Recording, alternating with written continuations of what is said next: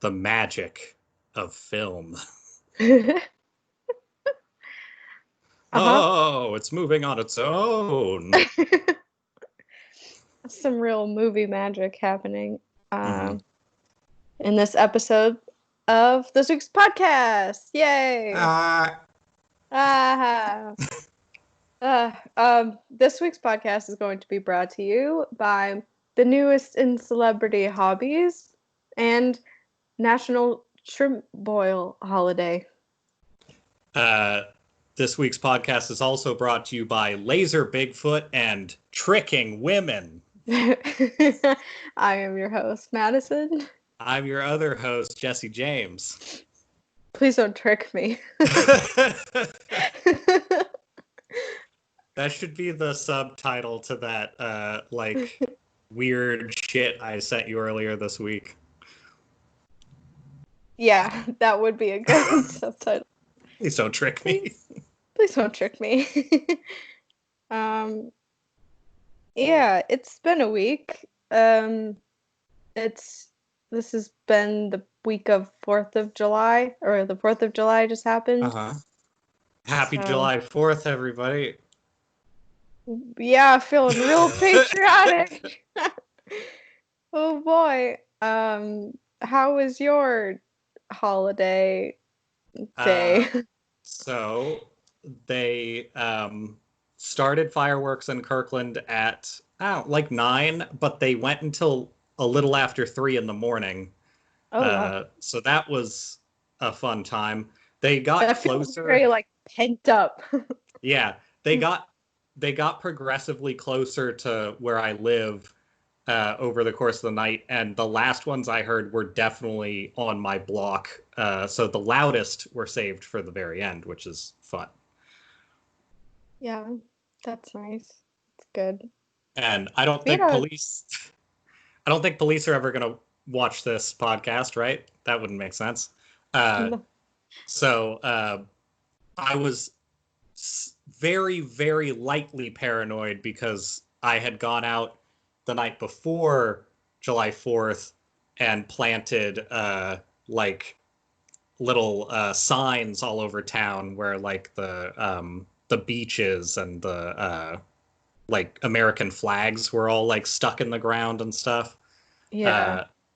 Which did involve me having to wear specific clothing in order to carry certain things without being noticed, which means it was like, 2 in the morning, so I wasn't noticed, but at the same time, it was definitely like 3 kids in a coat walking around. So that was a nice addition. Yeah. Were these signs like the ones that I've been seeing on your Instagram? Yeah, they're just the same signs, but I made I made full size ones and made them plantable and stuff. So awesome. It was my celebration for the 4th.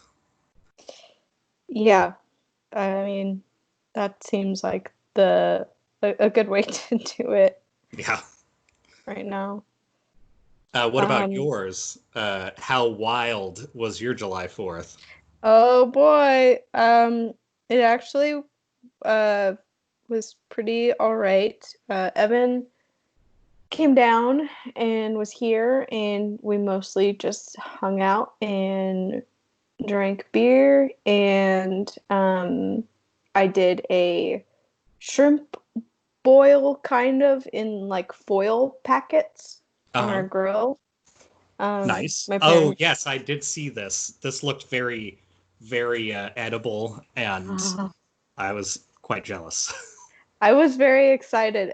My parents, I don't know why they had 2, but they ended up with 2, like, that's a good looking tomato.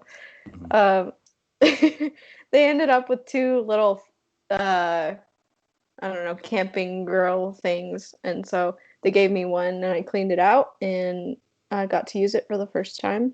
And It was really good. Yeah. A grill really enhances just food in general. I think it's just the like I don't know. Grill feels like the signifier that food is on the way in a way that gets you like really ready to eat. Um, I actually did some food also for 4th of July, but it was mostly because I have been trying to keep with the buying strike. So I went and on the first or second, I forget which, I got like a bunch of things I could make. And the cheapest hamburger that I could find, because I knew I was going to be very jealous of people having hamburgers, was weirdly Wagyu beef, like a block of it. Really? So I got that for like $6 for like a pound of it, and then I cut it into thirds and made patties out of it, assuming like, well, it's a pound, so it'll probably be like close to a half pound, or close to a quarter pound rather when it cooks down. Mhm. Uh, those I tried to flatten them and everything. I cooked them pretty like pretty well, I thought. And each time I would cook them longer, and each time I would bite into them, and they would be like pretty rare, which is not usually how I do my hamburgers. But it was so good that I didn't really care. The first one I ate, though, was Uh, definitely that feeling of like, is this safe? And then I just finished it. Well, I finished it while on a video call. I was just like, I hope I don't get sick. But like, I figured people would be able to tell if I did, and I didn't. But there was that worry. So that was my added stress of I don't know, fighting for my food independence. uh, it was extremely good, though. I would recommend making your own hamburgers anyway, but uh, it definitely wasn't a shrimp boil level of business happening. yeah, I that sounds really good though, but what's the difference in taste between Wagyu beef and like others? Could you notice a distinct difference? Not really. Like I noticed in that it was like it had a decent fat content that was marbled in like much more evenly than some other ground beefs when you just like kind of mix it in. Either it's all one uniform weird extruded tube, which is Hmm. like the cheaper stuff you can get, or it looks like somebody just took like whatever their low grade steak or stew meat was and ran it through a machine so that it could be sold. And the difference would be that this felt like it was made more specifically for this. Like it's sold in a block, and it's like a pretty homogeneous block. It doesn't look like shreds. It feels like it was like obviously it was still shredded in a similar way, but you can see in it the exact same kind of like marbling you would want in like anything else, like small steaks or things like that. So I don't know. It felt like it was a good piece of meat, and I'm sure that affected like how I felt about it. But at the same time, I've never, when I was making the burgers, I've never handled raw meat and thought, man, I'm hungry for this meat. And I was, the smell of the raw meat was making me incredibly hungry while I was making it, which is not normal for me. Huh, So I don't know if there was a significant difference, but it seemed like there was, and that might be enough for something like that. interesting. Yeah, that's what it seemed. It seemed like the biggest difference between Wagyu and other beef is like the fat content is more Yeah, distributed evenly, and I there's more of would it, I I would think. agree with that. Probably. Anything with fat content when it comes to meat, I like. I mean, everybody typically does. So, uh, Yeah. burger fat content skeezes people out less though, because you don't notice differences in it as much. But I'm one of the few people, at least of people I've talked to, who when I get a piece of like steak or something that has just like a fat piece in it, I'm excited. Most people I think are like, ew, gristle. And it's like, it's not gristle though. It's like getting a French fry that's cooked too well. Like it's gonna be really good. You just have to let go of the whole I don't know, not the same as what you're used to part. Yeah. Speaking of not the same as what you're used to, what is your drink with the lemon in it? It's actually just lemon water. What? Just lemons and water. Yeah. I mean, that's good too. I mean, because there was a long weekend, I have done some pretty solid days of drinking, so I'm just, taking a break. As one of the most drinkable weekends of the year, I feel like. Yeah. Um, Actually, that I wanted to tell you about a drink that we made, that I had never heard of before, but Evan made an absinthe rinse that was really Okay. good. Can you hmm describe the process? Because it sounds good, but I don't know how to Yeah. picture. It's while he was explaining to me what it was, and then while I was watching him do it, and because of the name, I kept thinking, oh, this is a very like fancy bartendery bullshitty drink, which it is, Yeah. but it's good. But it's I actually he sent me the ratios. I have the recipe, but it's um absinthe and Sazerac, I want to say. Is that Okay. right? Is that how you say it? Do you mean Uh, Ciroc or is it no. Oh, just brandy. Never mind. okay. Okay, so yeah, it's rye whiskey and then brandy and then bitters and absinthe. But what you do, I guess, is you just pour a little bit of the absinthe into the glass and you like rinse it around the glass basically, hence the name. Okay.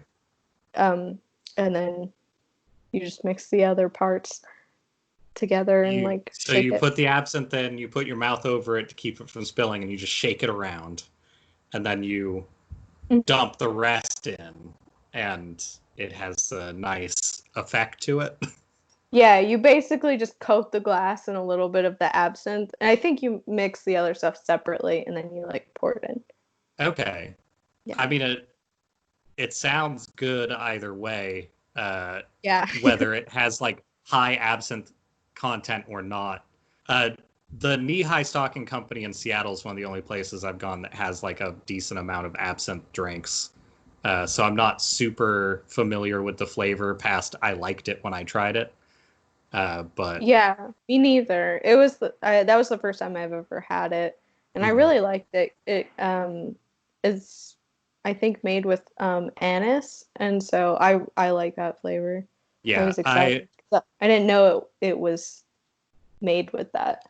Absinthe and Brennivin both have uh, anise flavoring, so I like both of those. But I usually, if I have an option, I go towards Brennivin because its nickname is the Black Death. So why wouldn't you? Uh, Why would you not? any alcohol that's designed to pair with partially rotted shark delicacy is gotta be a good way to go. Interesting. One of my friends brought some back from Iceland, and I had a straight shot of it, and it was extremely pleasing. It is definitely licoricey, which uh, Yeah, I that don't sounds right up your alley. I don't think it's cheap enough to like get it shipped to you regularly. But man, I would like if I had an option of alcohols. I like whiskey a lot and I like gin a lot, but Brenneman kind of sits in the middle, so I would be most into that, I think. Hmm. Interesting. Yeah, I didn't realize. I'd heard you talk about Brenneman before, but yeah, I never realized until this weekend that absinthe was like anise flavored. So that Mm-hmm. was nice. Good surprise. Oh, yeah. What do we I'm have? so this is the other one I got from last week. This is the mango Ooh. wave. But this time I have gin for it to be Ooh. invited into. So that's what I'm gonna do. Yeah, that's a good idea. Make a kind of gin fizz mango thing here. Mm-hmm. Is this a coffee ground? Could be.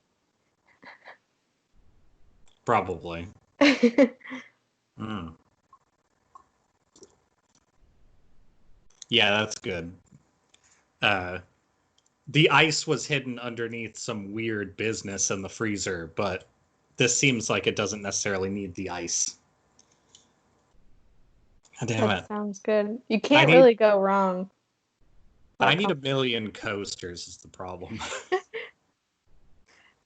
You do seem like you do need a lot of coasters. You got a lot of a drink business going on. Yeah. Some would say not enough drink business, but Some would say. it's just a matter of opinion, I guess. I usually do not take daytime showers, and this whole hair situation sucks. But that's Uh, fine. yeah, This is I've pretty well stuck to a routine of doing a weird night shower during all of quarantine. yep. It's just like, oh God, I can't believe the day is gone and over. It's been another one. I usually take night showers because if I don't, my hair doesn't have the night to like settle back.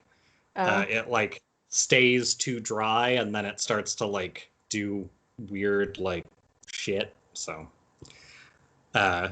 thankfully it is a little better, but I had to like take the coconut oil that I try to keep my hands together with and use some of it to like get it to not stay up. I have yeah, I have also issues with making sure that my hair doesn't do crazy insane things. Actually I have the opposite problem where I can't go to bed with it still wet. Um I mean, you're not really supposed to do that. or I'll wake up to just this. So, yeah. Have you considered sleeping in a massage table situation where you can have one of those rings that your hair can fall through while you're asleep? I have never considered that, but it Interesting. sounds it sounds like you have perhaps considered Yeah. it. Uh, some people out there with massage tables, who knows why they would have them, they can attach a little circle if they need to, and that helps a lot for various Nightly things. air drying Yeah. reasons. Yeah, that's interesting. Yep. I'll let everybody that I know that has a massage table that they should try that. Uh-huh. Uh, well, you know at least a couple, I'm sure. So let's see. This note up here says 4th of July is trash. I feel like Yeah, we've covered parts of that at least. yeah. I mean, I I don't feel patriotic right now, and I don't think anyone really should. Does this make you feel patriotic? It's 4 months until we have to vote. Oh boy! The rockets' red glare, the bombs bursting through air. Yeah, I received a text from one of my grandparents that was like, um, I love the fireworks because it makes me think of my childhood and my parents who loved America, and we love America, and everyone loves America. And she was being very nostalgic, so I didn't have the heart to be like, no, not at all. I The don't. thing But you like is shit. it's It's so trash. bad. It's so bad. But yeah, I saw a lot of people hashtagging and like saying all countries matter, which I thought was kind of funny. Like, haha, I get Yeah, it. But yeah. it's I was gonna for a second I was gonna say it's a thinker, but it isn't really. It's just it works. I don't know. It it's not the worst. It still like Uh, pisses me off a little bit to hear it, yeah. but Uh, Equating having a good time on the holidays to uh, you know, systematic oppression and murdering non-white people with impunity doesn't really strike a fun chord in me, but uh, it's not the worst construction for a joke, I guess. yeah. Yeah. Coeur d'Alene had a I don't even remember what they were calling it. Their normal like 4th of July Independence Day parade got canceled and a bunch Okay. of people were bummed. And so they did like a truck parade Yeah. and I think they called it like the Freedom Parade or the oh no, it was something about uh re-informing North Idahoans of their rights parade. Ugh. And it was basically just a long line of rednecks in their trucks driving down the main thoroughfare being like rambunctious, I guess. But Speaking of rights, I was talking to official, unofficial, whatever else we've attached to it, fourth member of the podcast, Nick, and yesterday, and I think I'm seeing one of the people I used to work in a cafe with, who I was friends with, but like not close friends with. mm, Um, uh, Becoming a conservative adult over the course of the weekend, which is a real bummer. yeah. There are slight upsides to it, but I guess just the base of the story is on I guess July morning of July 5th, he posted a thing on Instagram that Instagram is not the place to like write out your long diatribes for sure. What? Uh, and he wrote out like scrolling diatribe underneath an American flag picture, which already was just like this isn't going to be good. Anything And underneath an American flag is kind of like, oof. yeah, Good. for background, I guess before I slander this person, nobody knows.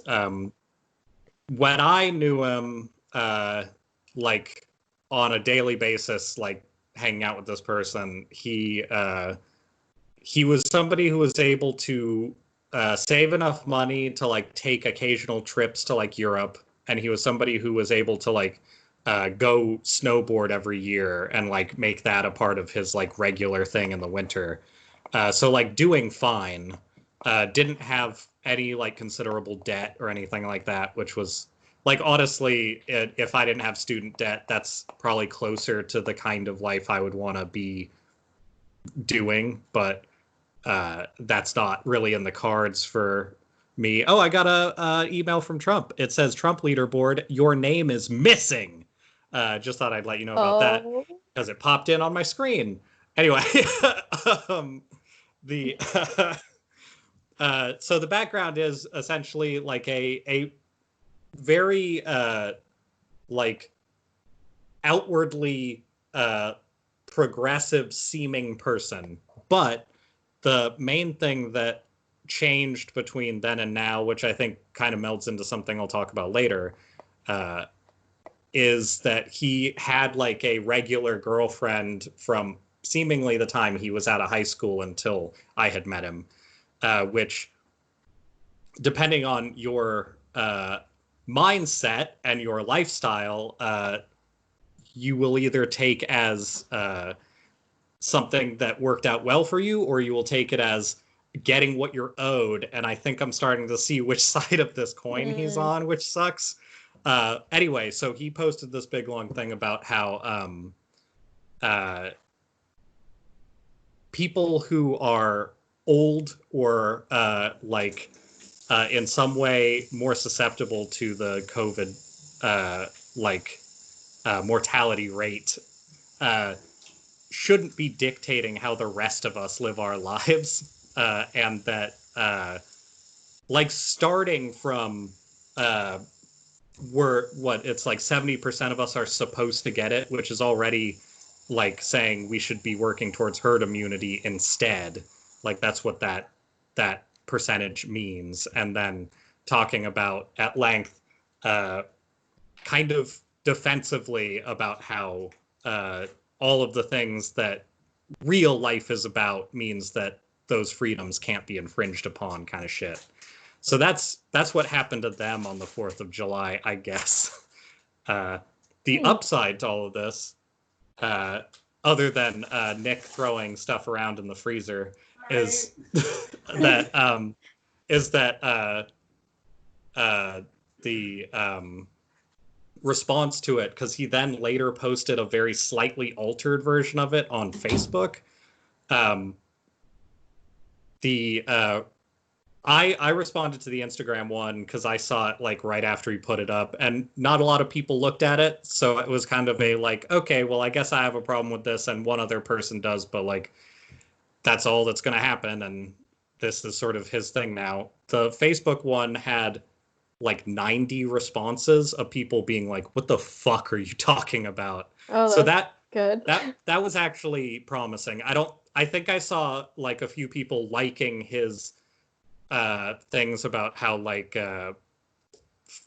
essentially freedom isn't free, which is what that translates to in reality, is you got to break a few eggs to maintain my lifestyle, which is sort of the entire stance of this freedom truck parade and all that shit, where look, non-white people can be murdered, indigenous people can be like just sort of oppressed down into a tiny space and then disregarded. Like all of that stuff should happen because my life's going to be the same as it is now, and that's fantastic.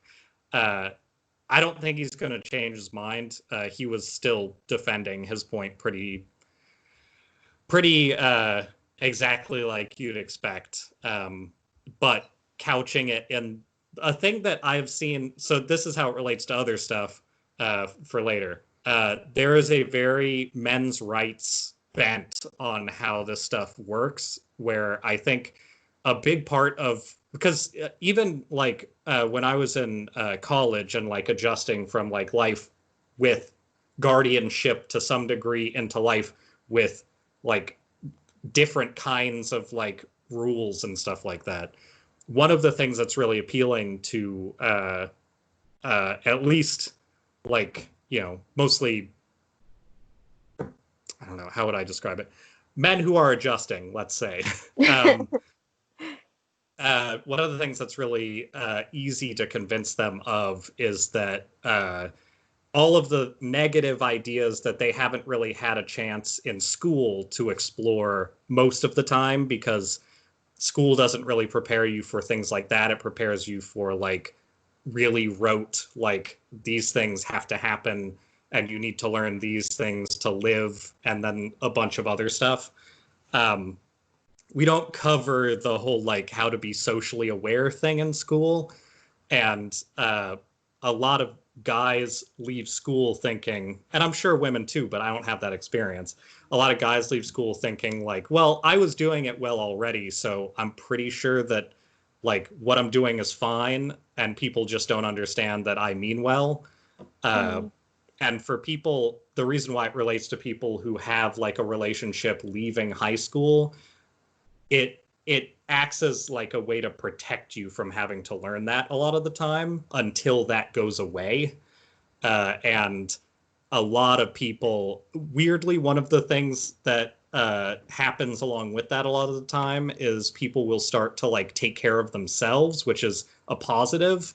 But in taking care of themselves, they will also like a weird bit of this that is the reason why I even started thinking about this, is that he all of a sudden was like in better shape and like noticeably had been like taking care of himself physically, which, not to say he was like gross or anything when I met him, but it's just that like that kind of progression as a human being. And uh, before he went down this weird conservative road, he seemed to me what was normal.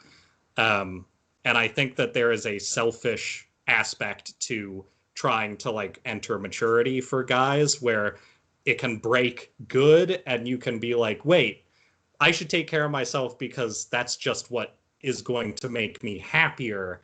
And then you can focus on everything else. And then there's the breaking bad part that's like, I should take care of myself because I'm the important one. And that's kind of what this looks like. Anyway, guys are weird and very, very sensitive. And that is really been a theme over the course of July 4th and other shit over the course of the week. So I guess that's my story about that. People are pushing back. I think that's good. And he is defending it with a very like weird, almost like altered Buddhist sounding thing of just like, look, we have to be like, we have to be spiritually true to ourselves and see that we can't change who we are for everybody else, which is like, I think you missed the idea of those kinds of things. Uh, anyway, I imagine you know plenty of people like this too, but seeing it happen like in a day is very strange still. It's gotta be weird to watch someone transition into that as opposed to out of it, because I feel like I've never seen, not never, but rarely do I see people, change their mind in that direction. Usually it's the other way around. So I have actually, I have seen a couple people do that. Most of them younger, but it was guys who were like either dropping out or leaving college and deciding that the world had failed them, and also exclusively dudes. The women that I know, I just haven't seen it happen, but like I have spent most of my life distrusting men for various reasons, and one of the things that brought that on is what I saw people do as they were like hitting maturity and like leaving school or like deciding what to do for their life. And most of the people that I was friends with growing up were women, but most of them like followed the path of like, well, how do I improve my life so I can live a better one? And it was like only guys that I knew that were like, well, I guess it's all up to me now, and like going in this weird fucking direction of like expecting people to give you everything and getting upset when it doesn't happen. Also, for reference, this guy does not have like a lot of negative things happening to them, at least from any sort of like noticeable perspective. What he's complaining about is that he literally says this, he's sitting at home playing video games for July 4th and he's had enough. Like that is what his message is. And that to me is like, had enough? Like you're spending your day as though you have gotten the day off. And while I understand that's not the way to spend every day, that's not a punishment. That's you not having anywhere to be and deciding not to do anything else. That's not on everybody else. It's and definitely not on the also old and sick. right, and also part of the reason you're not anywhere right now is because there's a global pandemic happening, which most people, I think there is a lot of that attitude of just like, poor me, my life, the way that my life operates from day to day has changed and it makes me uncomfortable and I'm annoyed at it, and so I'm going to blame everybody on the like opposite political spectrum of me and call it their fault and pretend that it's not happening. Like, yeah, it's very much I'm inconvenienced, so I'm just gonna decide that this isn't happening or real anymore. It's pretty cool. That's all I have to say about that. Awesome. So cool. And it, even like at my job, we I recently got kind of like a kind of a new boss, and she Right. over the weekend, or this last week she's been sick, and I don't know if it's been COVID or not. I think she got tested. I don't know how that turned out, but it Okay. seemed like it could be. And like people have been working in proximity to her. I don't know how good the social distancing has been or the mask wearing, whatever, because they're not here. But like it's interesting because I catch myself thinking like, oh well, shit, our like all of our marketing plans and campaigns and everything is going to be totally interrupted, and things are going to be like totally fucked over. And I catch myself thinking that, and I'm like, well, yeah, obviously, because we're back doing this again, like we're acting like nothing happened, Uh-huh. and that's kind of not what you're supposed, not what we should have done. Like there is still a pandemic happening, uh, and I don't know. Occasionally, I think at some point, for some people, it is going to have to be like that kind of rude awakening of it happens to somebody that you know or somebody that you care about Yeah. for you to actually give a shit. Well, like people the 41-year-old Broadway guy or whatever died the other day, and people were like, "My God, a young-ish white man died of this?" Like that hasn't already been happening, but it feels very much like the old man getting pushed down by the cops moment of like, yeah, like people are talking about that already. You're just avoiding it because you don't want it to be as bad as it is.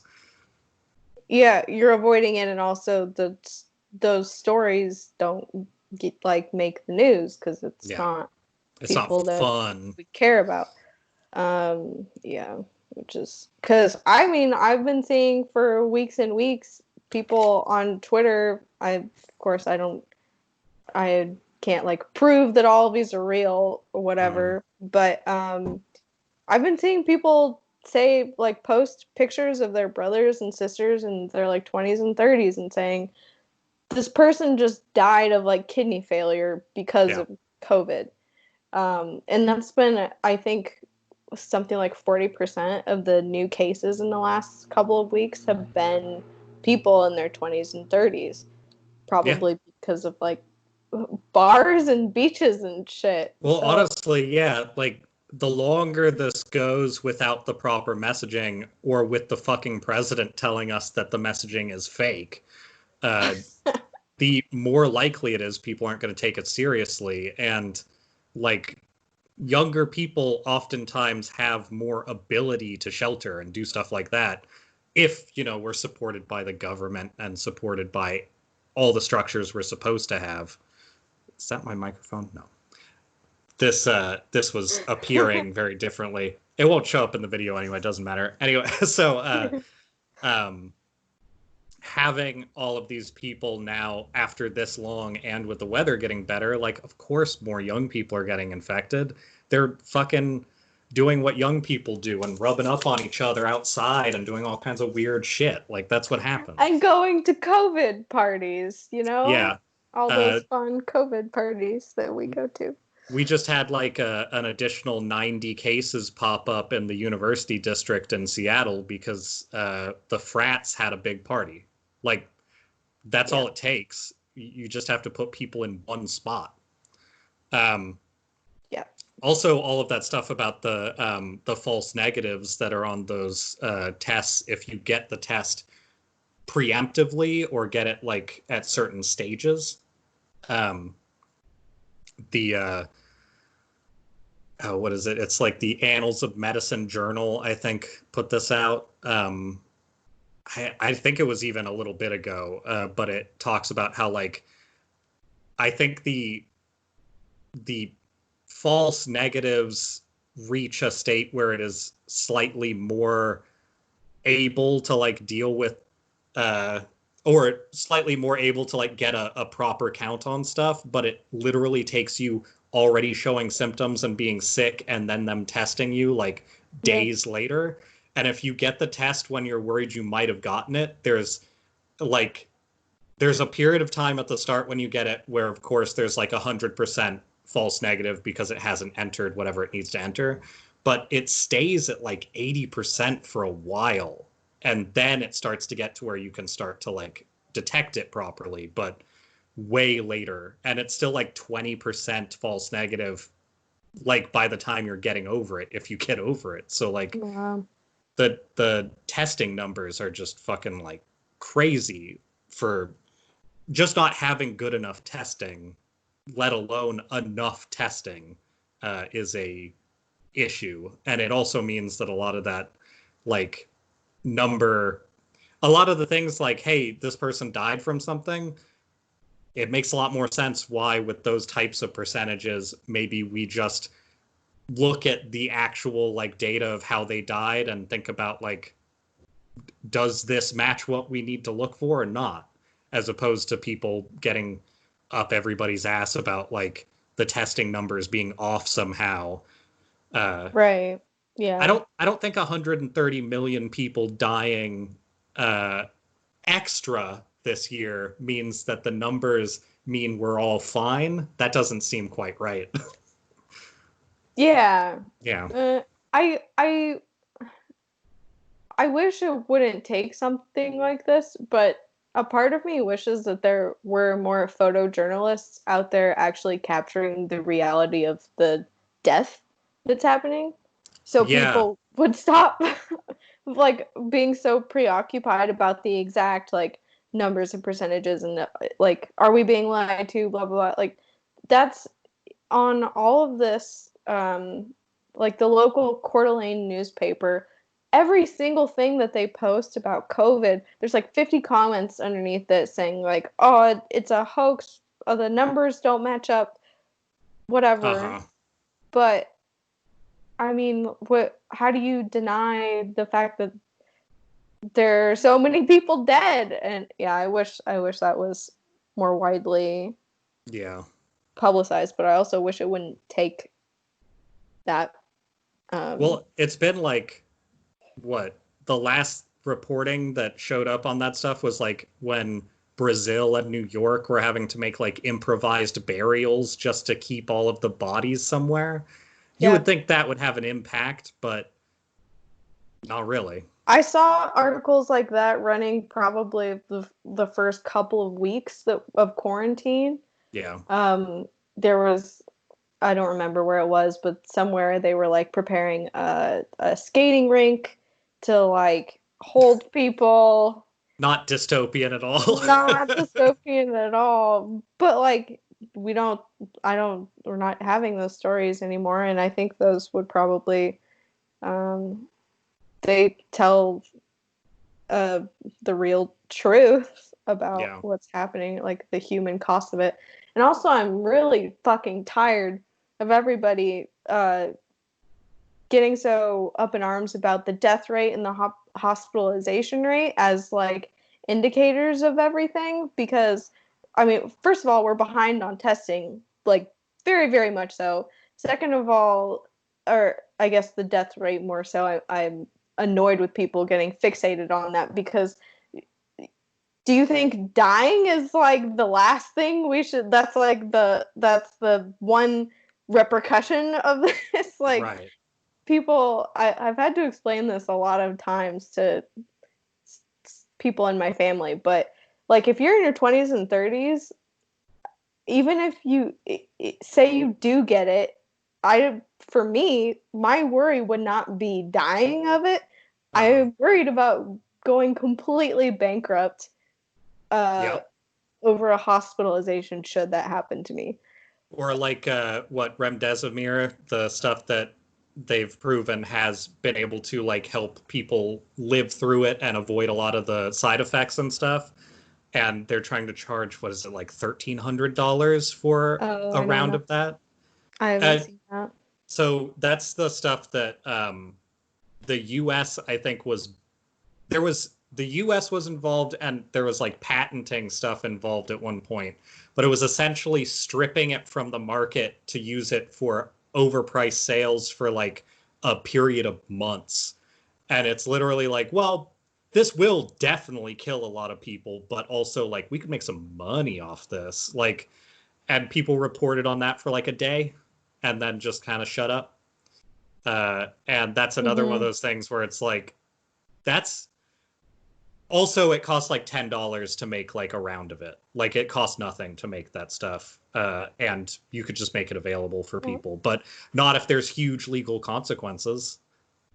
Like I don't know why Cyberpunk has to come down to people making bootleg remdesivir so that we can fucking like treat people with an illness. Like that seems it seems honestly very on brand for like the whole cyberpunk thing, but it sucks.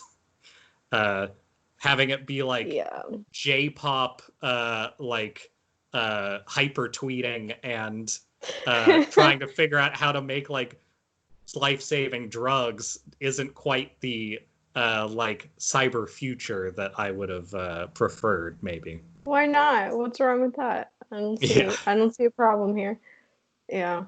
I just I do like the consequences of COVID only count if you die, I guess. Yeah, I guess so. There's people having to get like amputations and stuff, and like that's not really being talked about. Yeah. We don't even know what the long-term effects are. I'm being I was reading an article, or someone was telling me, it was my friend was telling me the other day about the whole process of it. This didn't happen to her when she had COVID, but of like being intubated and what all that takes and how hard it is on your body.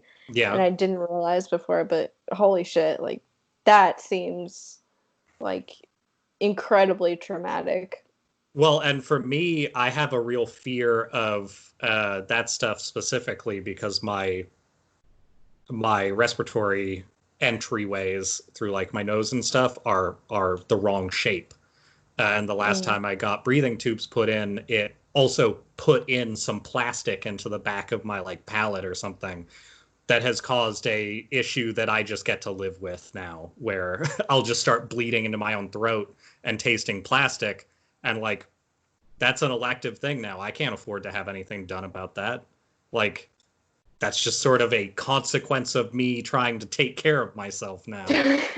How dare you? And the last thing I want is to have somebody fuck up those tubes again. And who knows, maybe that piece of plastic in there is like kind of there and okay just because it's like, you know, it entered in I mean, hopefully a fully disinfected state, and it has stayed more or less fine.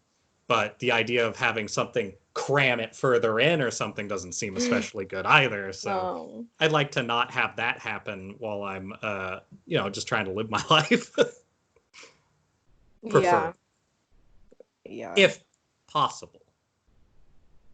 If possible. I also saw, I can't remember who said this on Twitter. It was some doctor on Twitter who was retweeting something that Fox News had posted. They had posted a clip of someone on their show, I don't know who, saying like, the only people who are at risk are people with pre-existing comorbidities. And the doctor was like, the majority of American adults have like the things you're talking about, have like diabetes and high blood pressure and all these things. Like that's everybody you're talking about.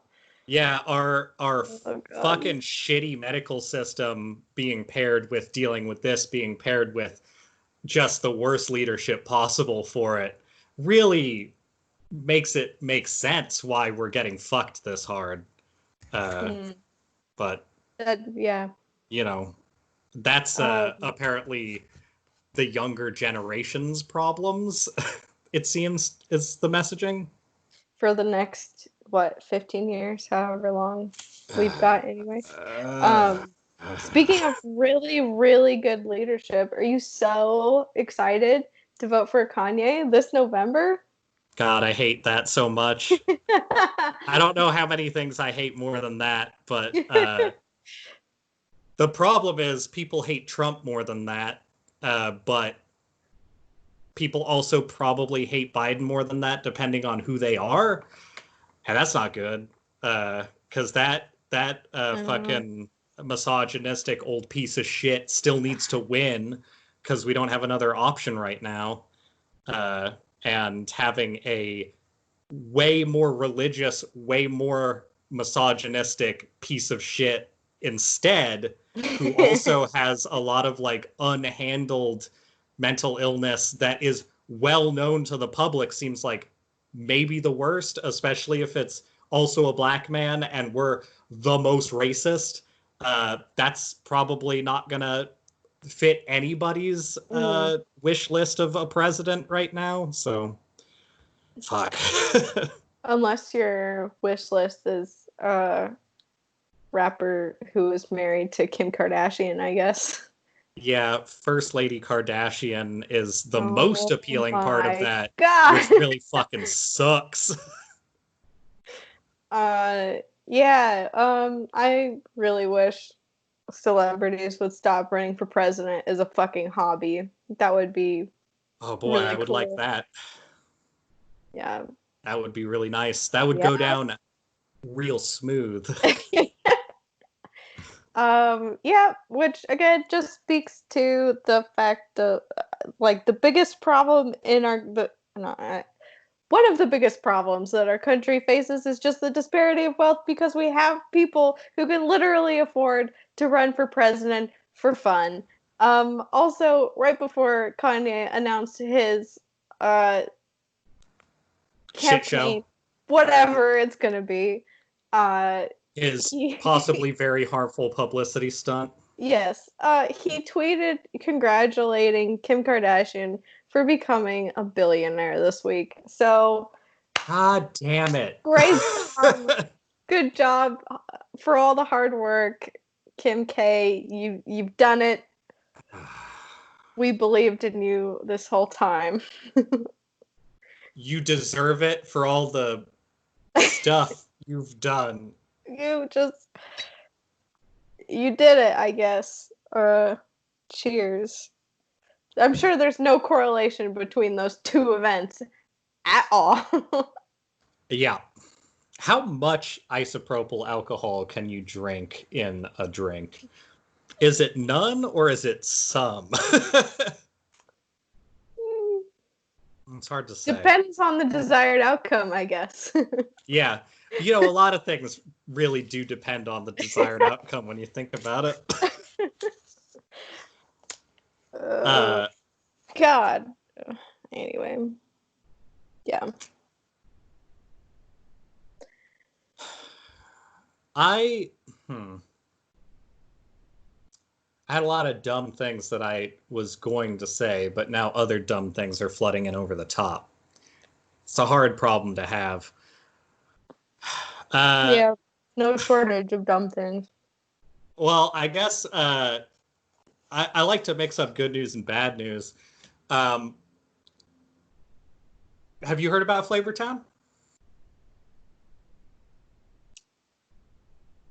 As Madison, in have you heard about as Flavortown? as in the thing that one guy says. Yeah, along with I'd eat that off a flip flop.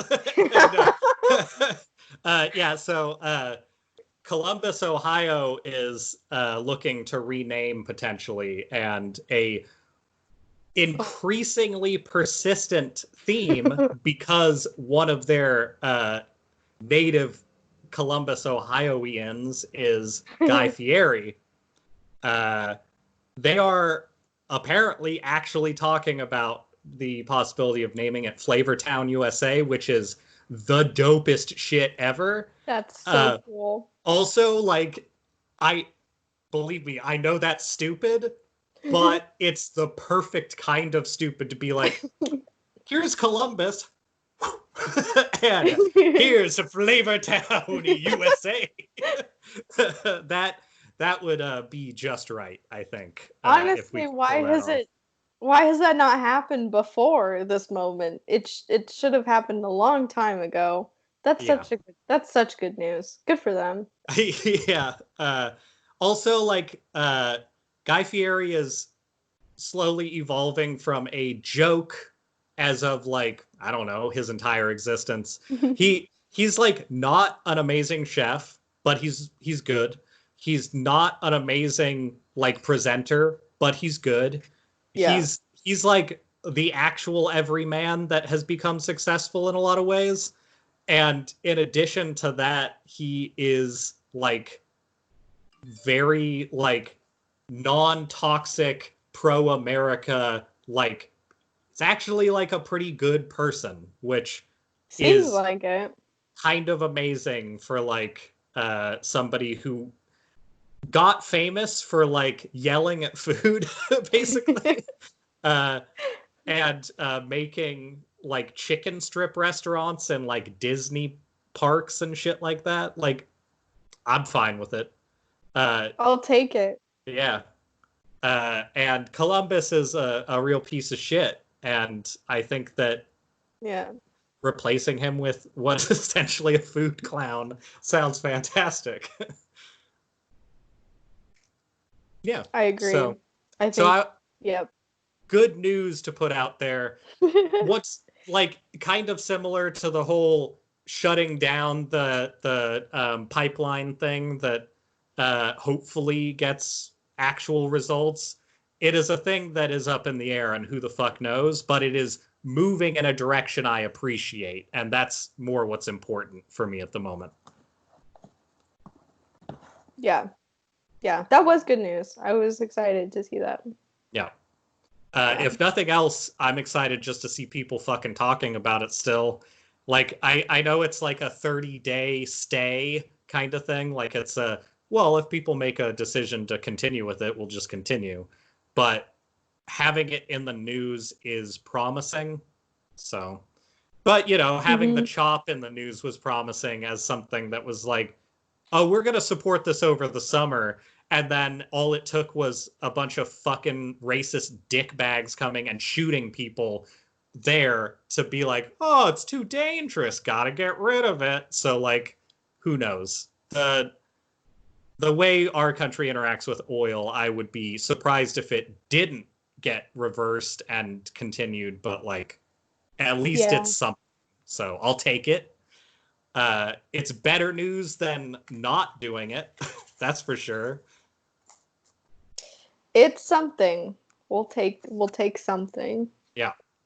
I'll take a Yeah. lot of somethings at this point. Like that. Yeah. That works out fine. It doesn't necessarily work out fine, but it feels better than nothing. Also better than nothing is continuing activism. I'll just throw that in there. If people are getting tired of it, that's fine. You should keep doing it. Also, make sure your mental health is taken care of. I've talked to a lot of people about that lately, and it's important. And it's been going on long enough now to where people are having studies out of like, how does being a part of like the protesting community affect your mental state? And the answer is you're going to get depressed. So like, take care of that shit, because as a person who's gone through a lot of therapy and come out the other side of it, honestly, a much more personally manageable like life. Even if you aren't aware of how depression feels, you should be aware of it. And I guess on that note, if you don't know how depression feels, like, just if you find yourself looking at a situation that any situation, I think that's what people kind of miss sometimes, is that if you're in a bad mood, you can look at like things on like, I don't know, if you're like trying to find something to watch and you'll be like, oh, I don't really want to watch that. And that can feel like, yeah, there's nothing to watch. If you're depressed, a lot of times that will feel like there isn't anything for you to do instead. Like, it's just a escalation of those feelings into like a less reasonable territory. So when you think of depression, it's not a big sad purple blob. Like, it's not you becoming a worse person. It's you not going through, like, not having the sort of uh, bright part of your thinking, like the balanced part that says, like, what else could I do?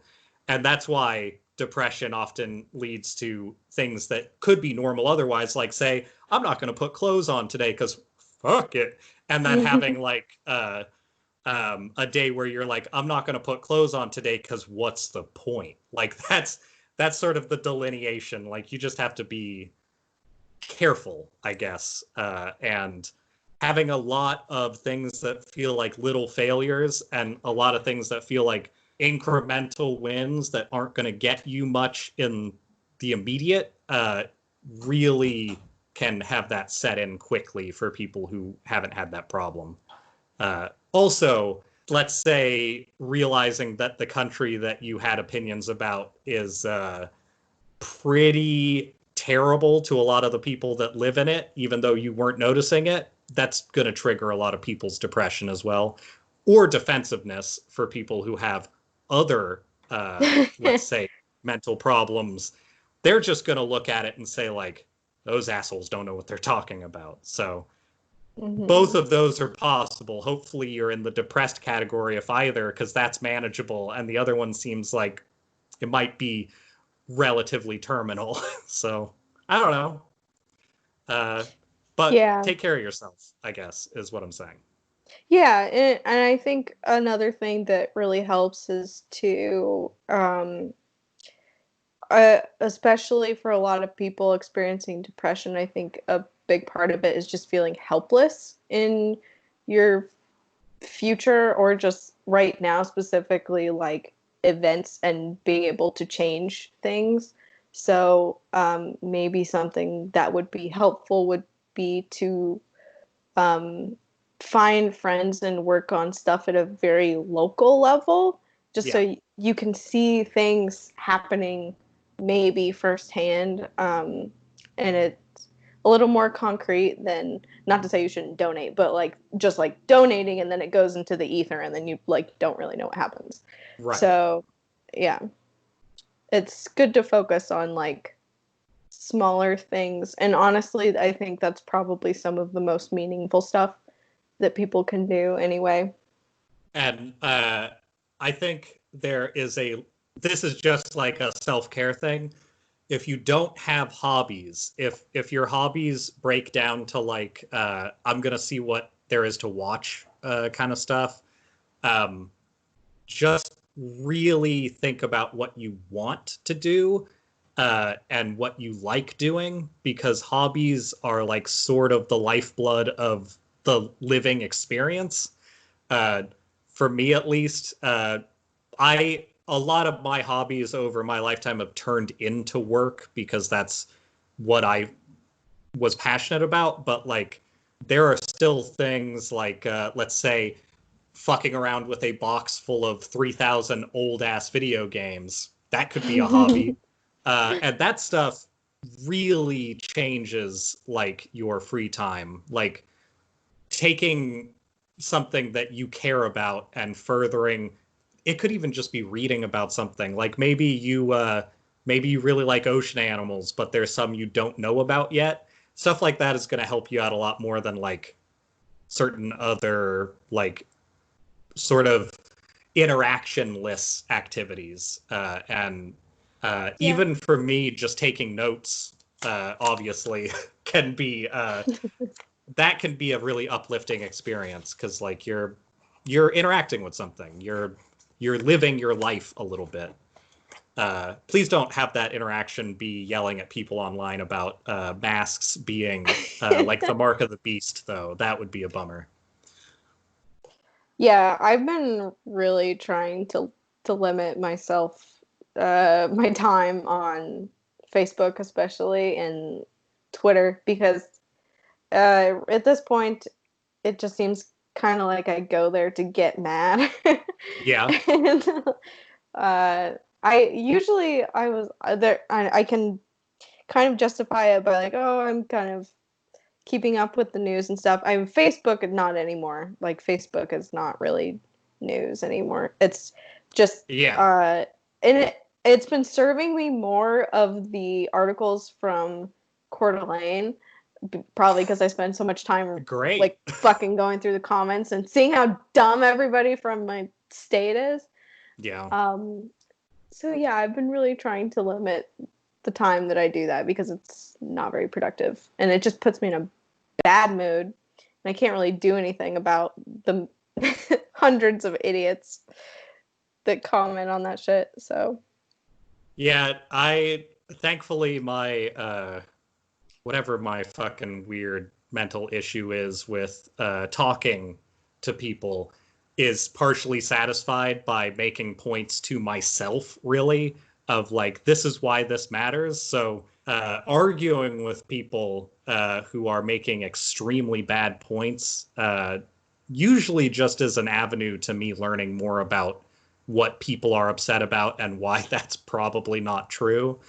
And that's been really helpful for me, but like you still have to limit it. Like I check in on things like Facebook because Facebook's especially toxic, like once a day, very yeah. specifically like, okay, this is the time where I don't have something I'm doing. I'll check this out and then I'll take a shower. And then, sometimes that'll equal like finding something like the stuff I sent you earlier of like people trying to equate what was it? It was equating the idea of black people being upset about how they've been treated in this country to the idea of punishing the Japanese children for what Japan did to Pearl Harbor, which like no mention of us dropping atomic bombs on Japan. Like it's just like, Yeah. we wouldn't hold it against the Japanese. It's like, what? We wouldn't? That's interesting. Seems like we might have like Seems quite like a bit. vaporized a bunch of like their citizenry for daring to attack an island that we had ownership over. Like it seems like stuff went pretty bad for them while we were also putting them into camps. I think maybe that's a bad post. So that seeing stuff Yeah. like that, obviously I don't take that very well, but also like, how do you believe that shit? And then Yeah. the other one I sent you of pretending like Duck Dynasty is the fighting force of Middle America, which last time I checked, those guys are millionaires and they live on an estate out in the middle of nowhere. So I don't think they're going to be protecting anybody. I think they're probably rich assholes who support Trump.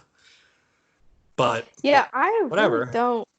Yeah, I will never get why people like that try to identify with and hold up like millionaires all the time as Yep. like men of the people or something. I mean, Real salt of the earth. This guy kind of yeah, talks like me, so it means it's. I mean, honestly, it is a Kanye thing of like I don't understand Kanye supporters, but I understand they like the media he's put out, even if the last like 4 pieces of media he's put out are trash, and he's turned into like a religious cult.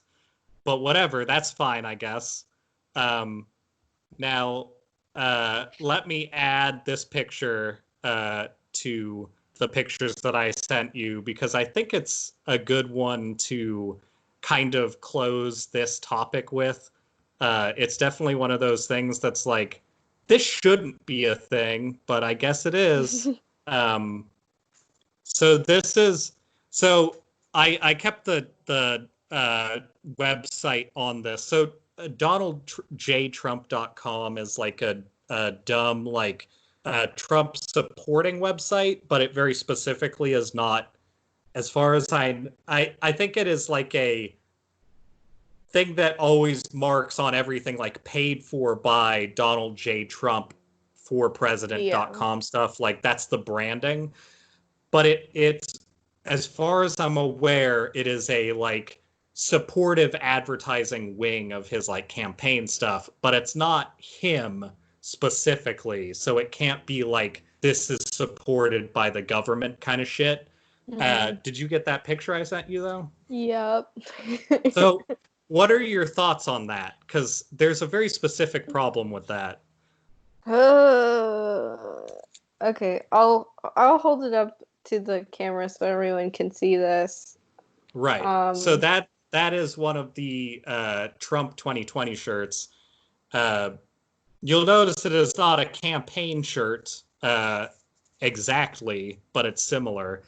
Uh, so when I first saw this pop up, it was one of those things that I was like, "That's a joke, right?" Like somebody it. So recently, when somebody put up a thing of like, and I mentioned this like 2 podcasts ago, but somebody put up a thing that was like, "Hey, Joe Biden is presenting somebody with blackface in this video," and I went in and he wasn't. He was presenting a black musician, and people were calling it blackface because I it was some weird disinformation thing. But honestly, it's hard to tell when those things are real or not real.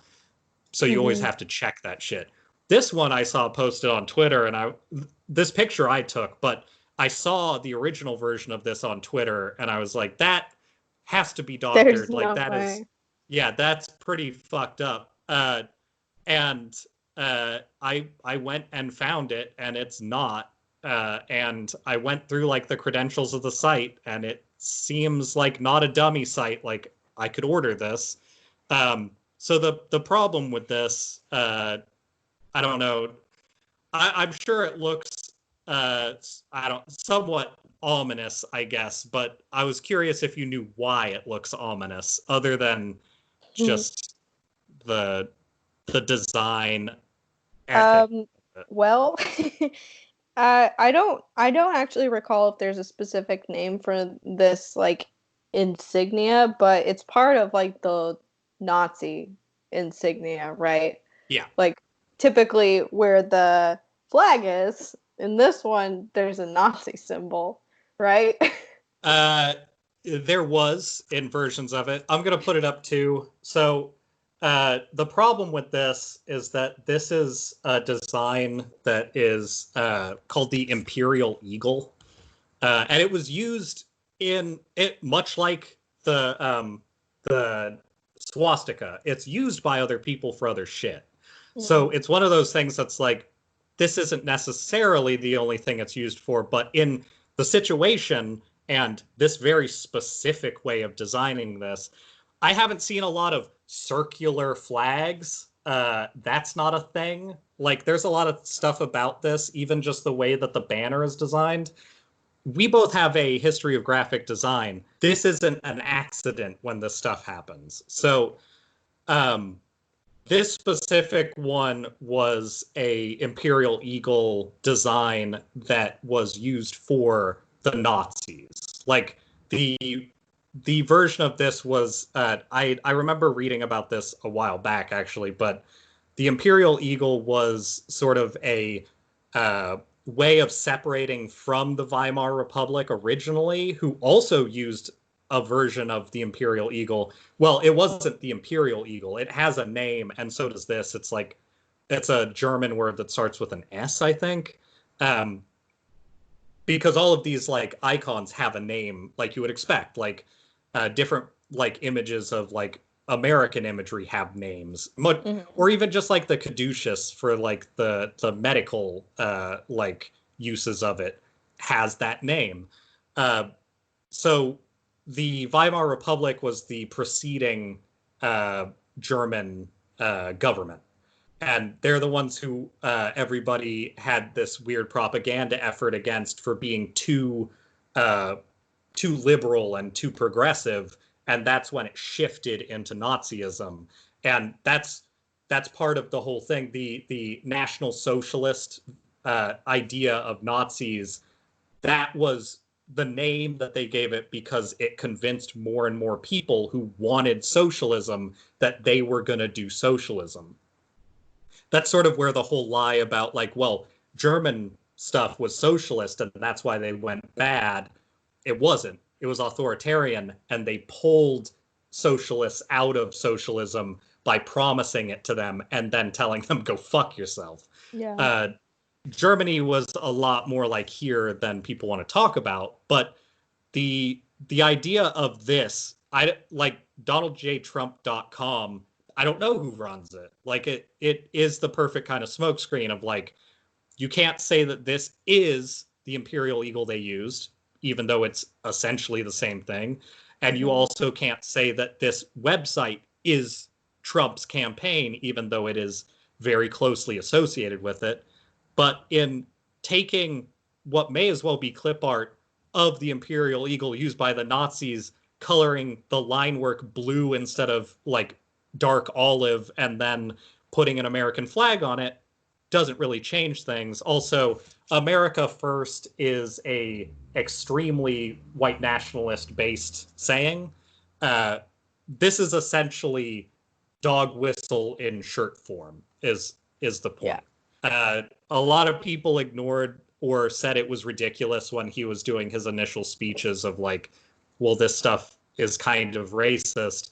A lot of people during his campaign knew it was racist, but figured it was a mistake because he was too stupid.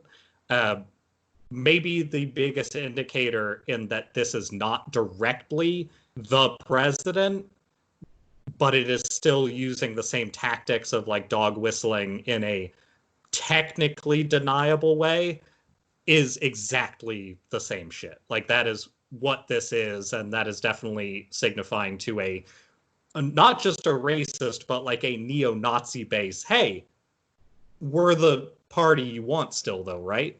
So anyway, I want to make sure that that's brought up because neo-Nazism has been bad enough lately to where it is in the news. It's just in the news once in a while. Like the European neo-Nazis that were working with the American soldier to set up an ambush on American soldiers like a week and a half ago. And people were just like, I'll listen to something else, I guess. Like, there's a lot of issues with that stuff lately that needs to be paid attention to. Anyway. Yeah. I mean that's the not kind the of most shit. fun. No. That's literally the exact kind of incremental step of like, we're not really saying what it's about, but yeah, like it's becoming more and more blatant. It's already very blatant, but it is also the perfect messaging to hit the people that they want to hit with it. yeah. And to put it out right before the 4th of July is also very like, huh? Like, come on, you like 4th of July, right? Like, in the same way that like just not being informed and presenting symbols that you don't know can embolden people who are on a very informed side of that stuff. I could totally see a bunch of like more conservative family younger people buying that shirt because it is a interesting look. It's a different shirt, but it's bad fucking messaging. Like that is not what you want to say. The guy who I watched online turn conservative, I could see somebody like that wearing that shirt just to support like rights of people, because it's very like, hey, this is the core values. We want this big justice eagle and all this stuff. Like, I'm surprised it's not wearing a fucking cop hat or something. Like it may as well be, though a cop hat looks a lot like a Nazi hat, so that would be maybe too clear for them, but whatever. Yeah. But combine I that. I think you're totally right in that probably the majority of the people who end up buying the shirt are not going to make the connection. They just understand the idea behind America First, and Totally. that idea is just an incremental step towards what that symbol represents. So this is some good piss. Is It it? does. Is it good? It has a very somebody drank a lot of Mountain Dew look to it. It does. Let's get a nice. That's what I would expect of a mango soda, though. Uh, It's good. do you have your ukulele handy? Not handy. It's in the other room. All right. Well, it looks like you're gonna have to say something else because I have to get more coffee if I'm gonna talk about some of this other weird shit. All right. What will I talk about? I have cherries. That's what I'll talk about. These are very good cherries.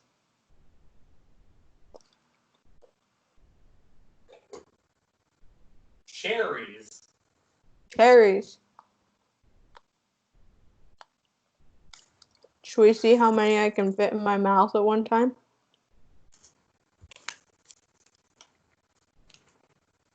I'm gonna say 7. I only have 7, so that works. Wow. I'm actually not going to attempt that because I'm very afraid of choking while nobody is home. Also, I would have to watch it happen, which that's gonna. It doesn't matter how much therapy I've been through. That's gonna be a rough time. What do you mean?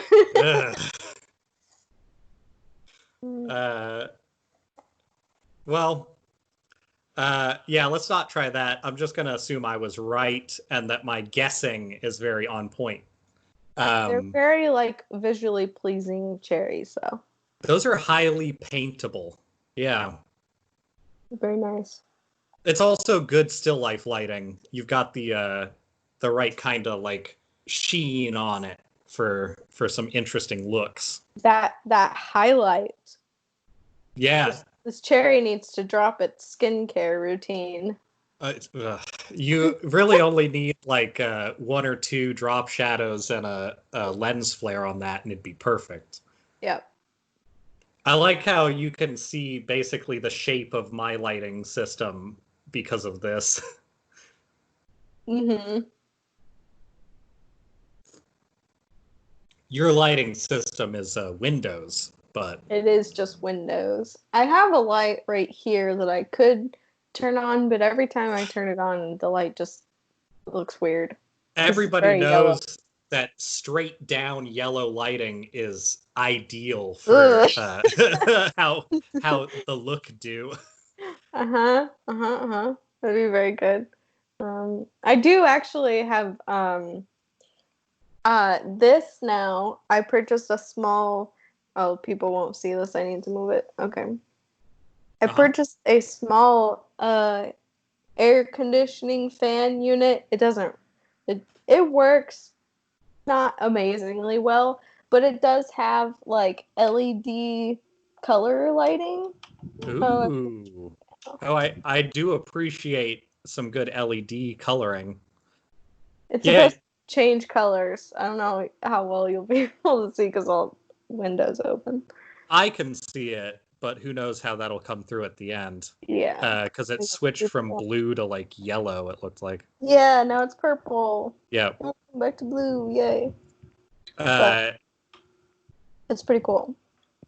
I have a tiny fan that has like a tray of water you slide under it, and then it basically just spritzes you with water until it's empty. Yeah. Yeah. They're helpful to have.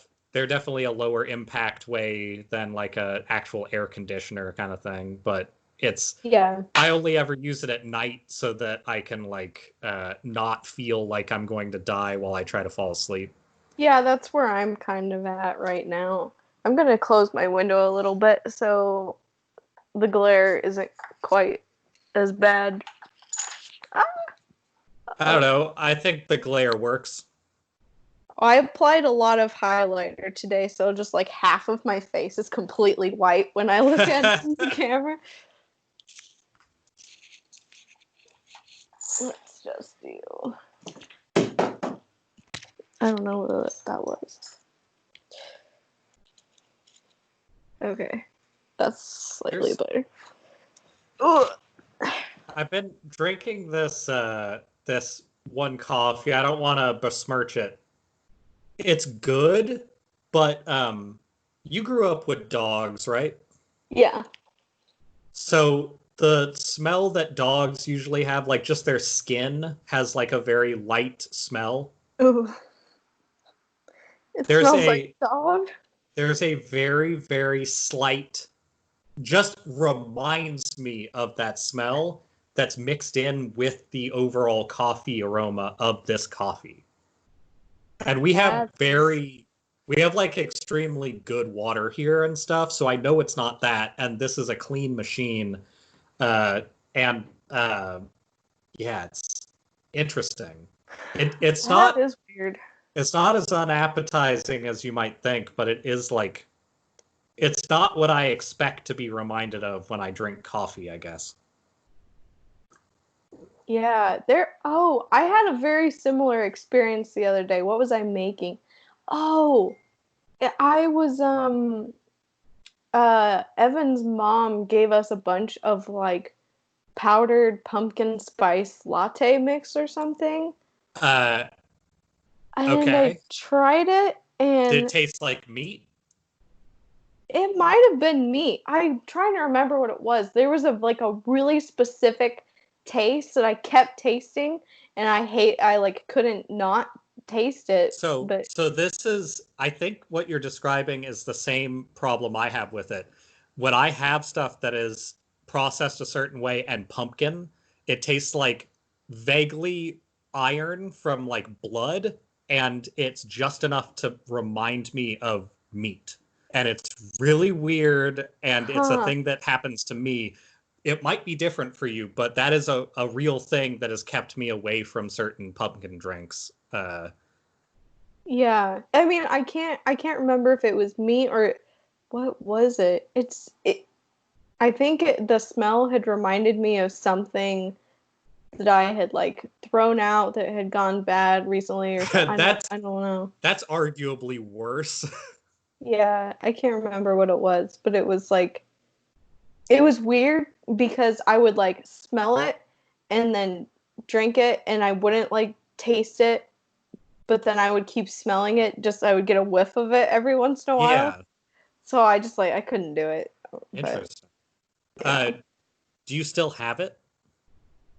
I think so. Yeah. Do you want something to do with it? Because I've been experimenting with baking lately. This is Yeah, just like a sure. mix it into like hot water or milk kind of thing, right?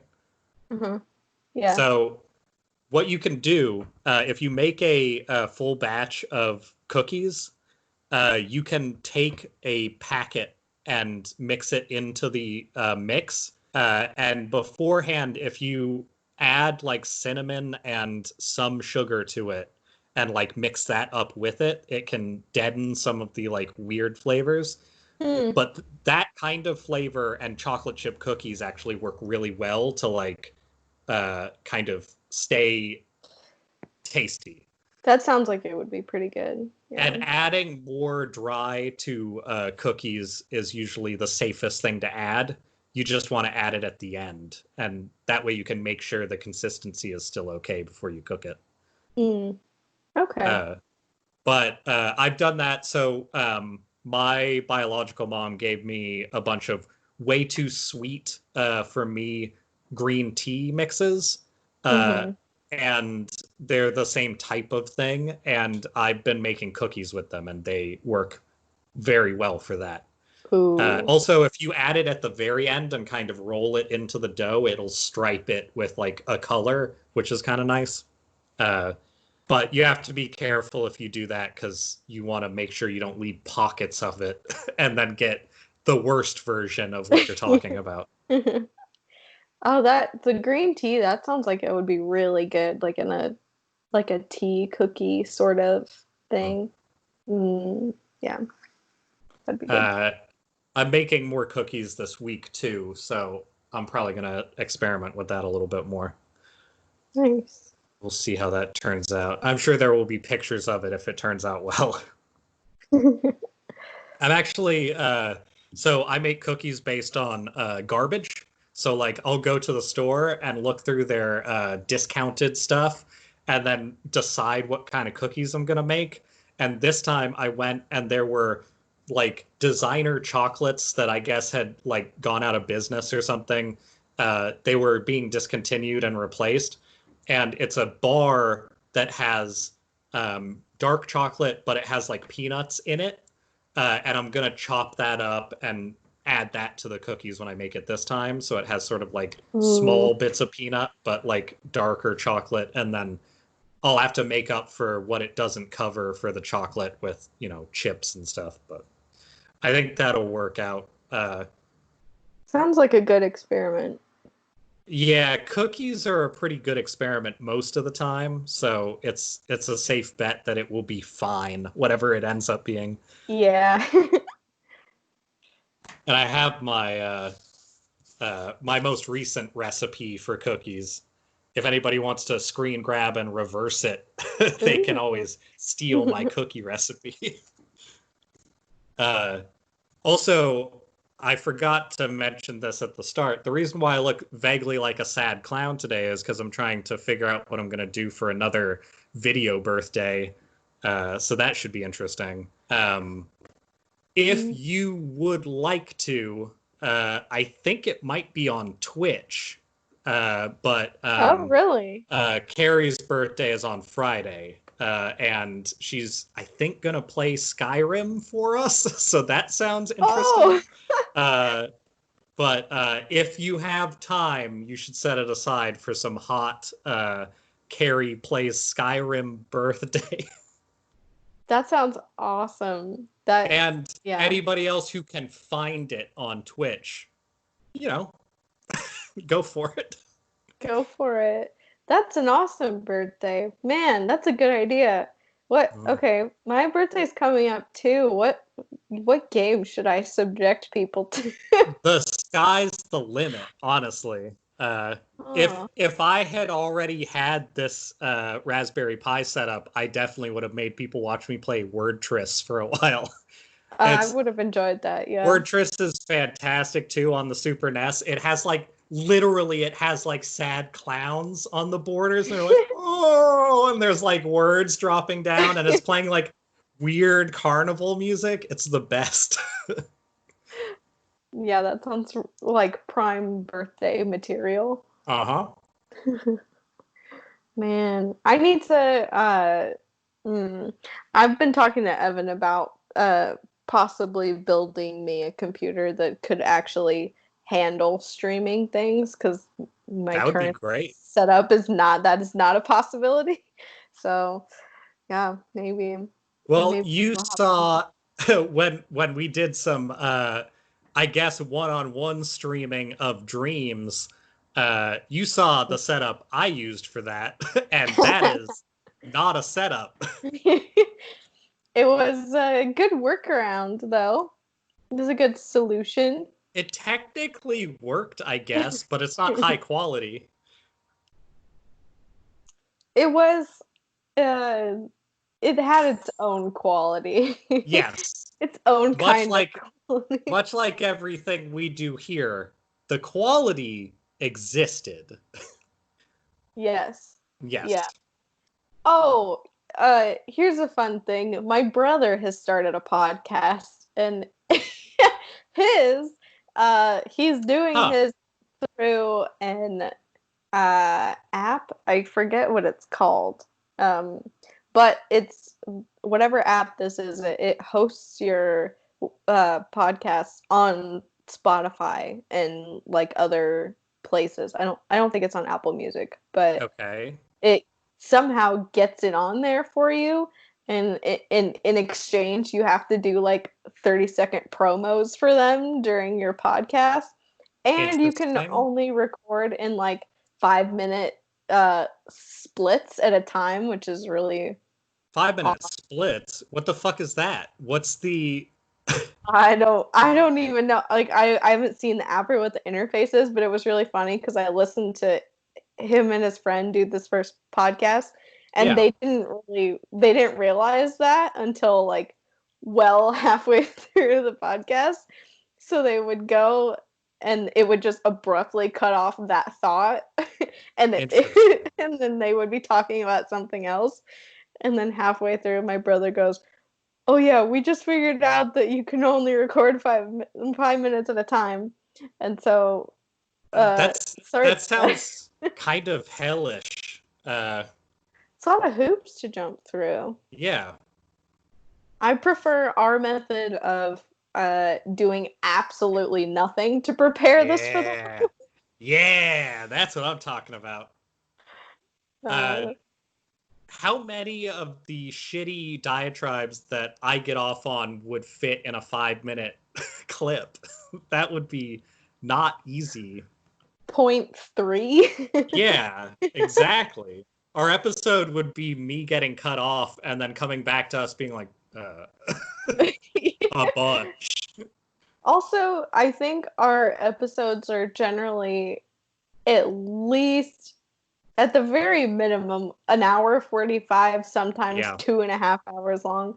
That's a lot of cuts. That's a lot of, that's a lot of editing or whatever that is. So, see, the editing we're anticipating is if we can figure out the whole Spotify thing, we just make a version of this that doesn't have the video and we plug it into Spotify. Like that's the solution for us. Yeah, pretty much. And if we're getting really fancy at some point, I might go back through our catalog and like cut us out of the video and create some really dumb thumbnails. That would be good. Yeah, I would like that. There's a lot of, the thing about doing a really, really bare bones podcast is there is a limitless ceiling on what we're doing. Like we can keep improving forever at this rate. Never. Yeah. There are a million different things I could do to improve. Just today, I turned a fan off, so the quality was slightly better. Exactly. Yeah. Like Step many things. Though I do feel like I don't know. We have a quality much our own. I agree. We have fans, just not many. It's a real small, dedicated group of people. Yeah. It is slowly widening, which is interesting to watch. But who knows what that means? Much like a lot of my art, the people who see it say they like it.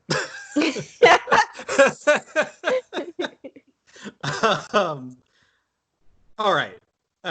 So do you have another topic to move out of transitions? Yes. And this will be pretty short.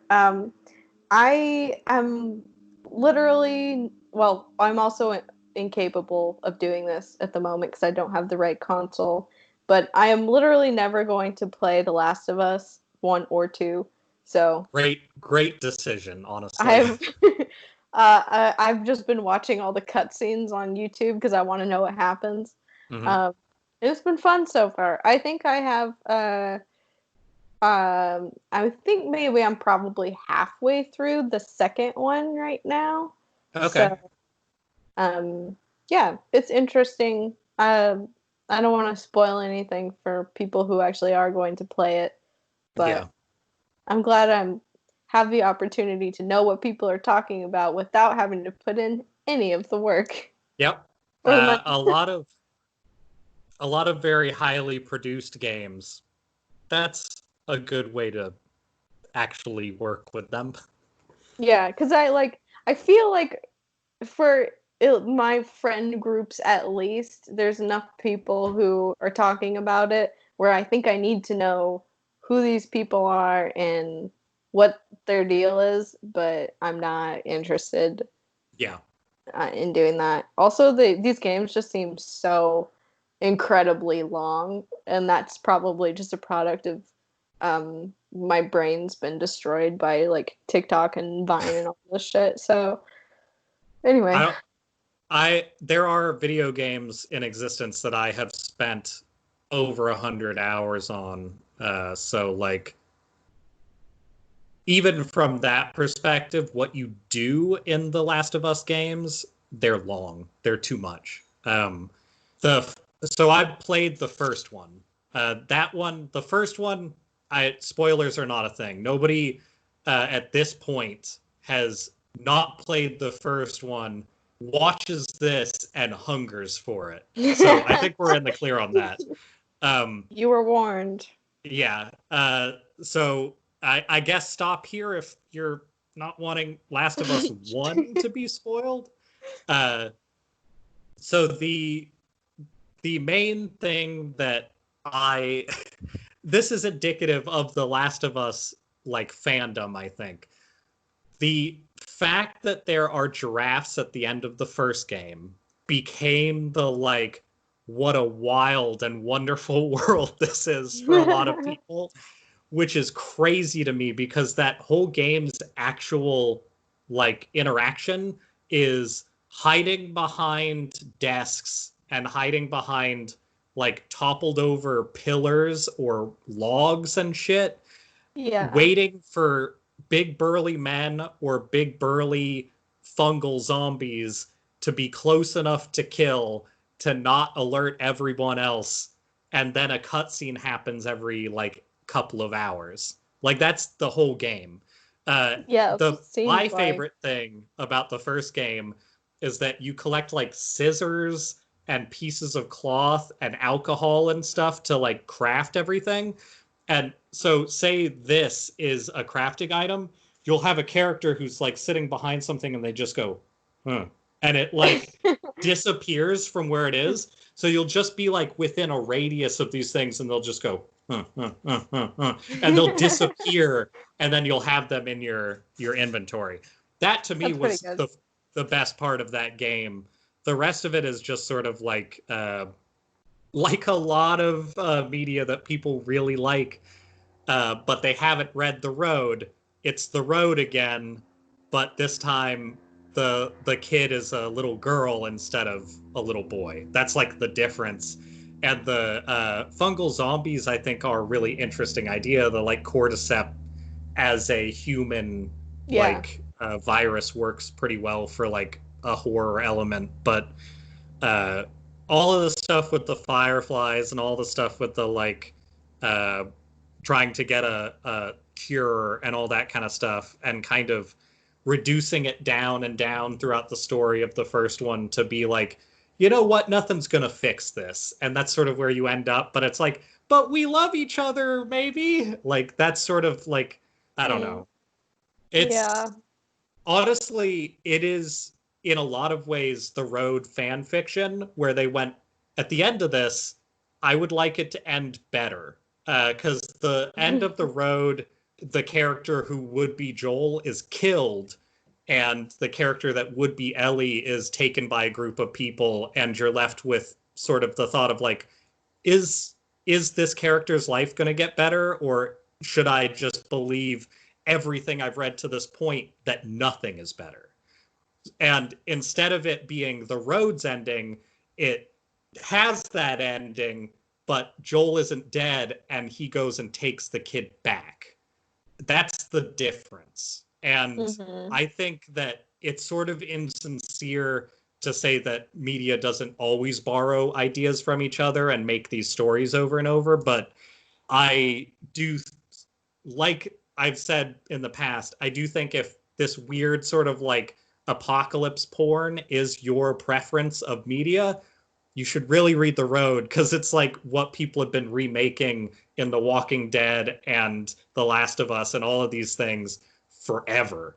Yeah. And it is interesting, but it's also like none of us would like that world. It's just a setting that is got a lot of opportunity for suffering, I guess. Uh, it's basically a way to reduce human beings down to like warring animals and just have it be an interesting analysis, but I don't know. None of it's very appealing to me, I guess. Yeah, and I like um I'm trying to figure out how to say what I'm gonna say without spoiling things. The amount of just like I wish that people dealing in the game, I wish that dealing with like guilt Mhm. over killing people or like being forced to do things in order to survive and make those kinds of decisions. I wish that was more of a conversation.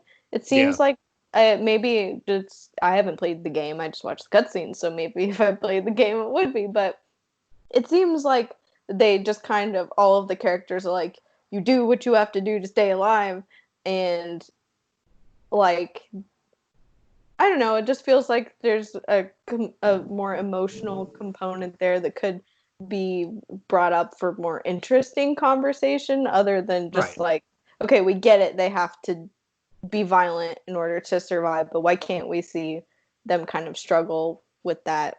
Or I don't know. But There is an aspect of the first game where uh I partially to save money, partially because it would be incredibly boring otherwise.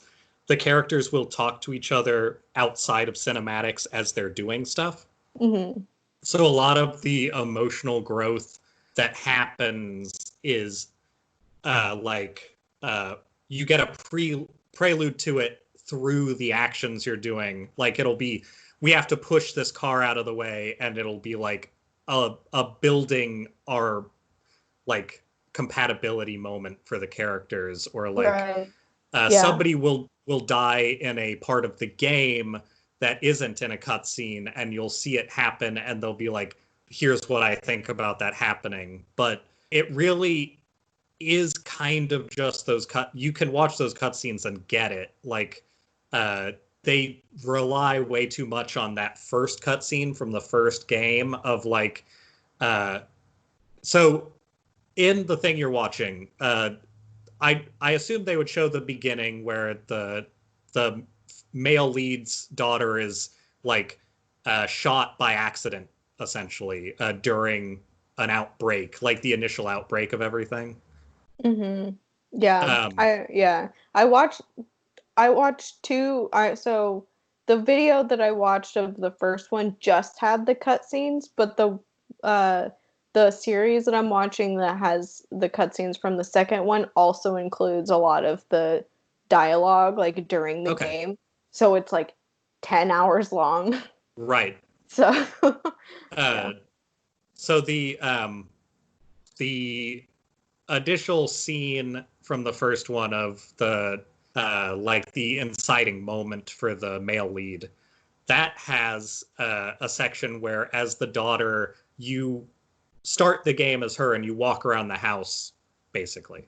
Oh, uh, really? Okay. so there's little bits of stuff that do add to the story, but like in the start of that game, it has like a little short introduction, and then you're the daughter and you wake up, and there's nothing happening, but you can like walk around the house they live in, and there will be like, oh, here's the newspaper from earlier this week, and it's like weird occurrences, blah blah blah, and then you'll like be walking around the house and the lights are off, and like you're looking for the male lead, Joel.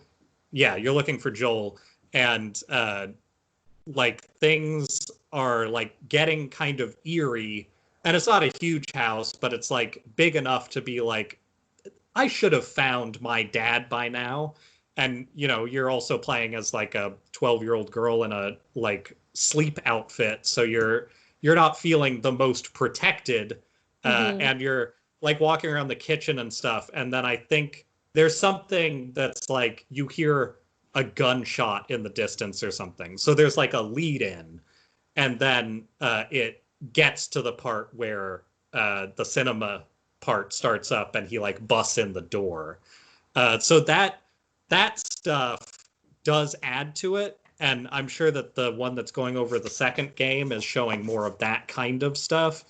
But it still kind of just breaks down to like the events of those cinemas. So I think you're probably understanding everything you would need to get it. Uh, the second game has a lot of I guess just modern game conventions of like we're going to show some sides of this and we're going to kind of like uh I guess high-minded isn't the right term, but like we want to really emphasize our themes, let's say, in the second Mm, game. yeah. Uh and after learning like I have no desire to play it, but after going through and seeing like some ideas of like progression and then reading a more detailed analysis of like what that game's trying to say, or at least what that game is showing you and what it seems like they're trying to say, and then thinking about that, I don't know. In some ways, there is a argument that like playing through something like that, if you don't have the ability to choose what happens in any way, why make it a game instead of a book? I guess that's Mm. my issue with that series in the end. Like, you don't really have anything that you're choosing to do. And that's a big part of video games for me, I think. Yeah. Yeah, I could see that. That is kind of so far also my issue with the second one storyline. I don't I like I said I think I'm like halfway through it, but Halfway through, this is a well known thing, so it doesn't really matter. It's a 3-act game. About halfway through is where a character switch happens, and then the epilogue is shorter, but that's like the post game almost. So okay. Then yeah. I might be closer to like 2/3 through it okay, then. Um but quick spoiler moment, so fast forward like 15 seconds or whatever. So at the beginning of the second one, Joel dies, mhm. and then from there it becomes a like revenge plot for Yeah, it's Ellie. almost a little more grindhousey in a weird way than the first one. Like Yeah, the idea behind it, at least. yeah. Sorry, my internet's doing its Yeah, I poor know. connection thing. I saw the face that says that. The poor connection face. Uh-huh. Uh-huh. Yeah, I didn't like how it started that way because I think pretty much what you said, you don't have any say in how any of that goes down, and you don't have any say in like does she do that with the rest of her time that she or whatever her Right. with her life, that's what she wants to do now is go exact revenge on these people, which like I guess that makes sense, but I'm I don't know. Also, given the way that the first one ended, I was really hoping for, and I guess there are some kind of like confrontations that happen about like the truth of what he did at the end. They kind of, as far as I've seen, discuss it, but Mhm. like I don't know. It feels very unresolved, but maybe it's supposed to. I don't, who I knows? will say, towards the end, it elucidates slightly more, but it is not satisfying, I don't think. Oh, good. Yeah. Perfect. It also it continues the theme of not really uh, taking the ideas and finishing them, I guess. It takes it even further as you go towards the end until it's sort of Okay. like, why would I not get to choose an option that actually like applies to what changes in how people make decisions? Like that is a pretty important thing. And it's not even that it's positive or negative at the end. Like there's bits of positive and bits of negative when you get to the end of the game, but the fact that you didn't have any say in like choosing any of it is sort of defeating the purpose of like, if we're going to talk about cycle of violence stuff, shouldn't we talk about it? Not just, hey, isn't it funny how this kind of stuff happens? Like, that's nothing. Yeah, that's kind of, I agree with that. That's kind of what I was saying with there's a lot of suffering and human suffering and violence, but you don't really have a choice to make. That's just how you progress through the game, is you just kill a bunch of people indiscriminately because they're on the other side, I guess. Like in some ways, so there's there's the Far Cry series, which I'm sure most people have at least heard of. Far Cry 4, I think, is probably the most well executed version of it. I like 2 a lot, and I like 5 a lot for weird reasons. But 5, just a side note, 5 you fight against a religious cult in a like fake Montana, and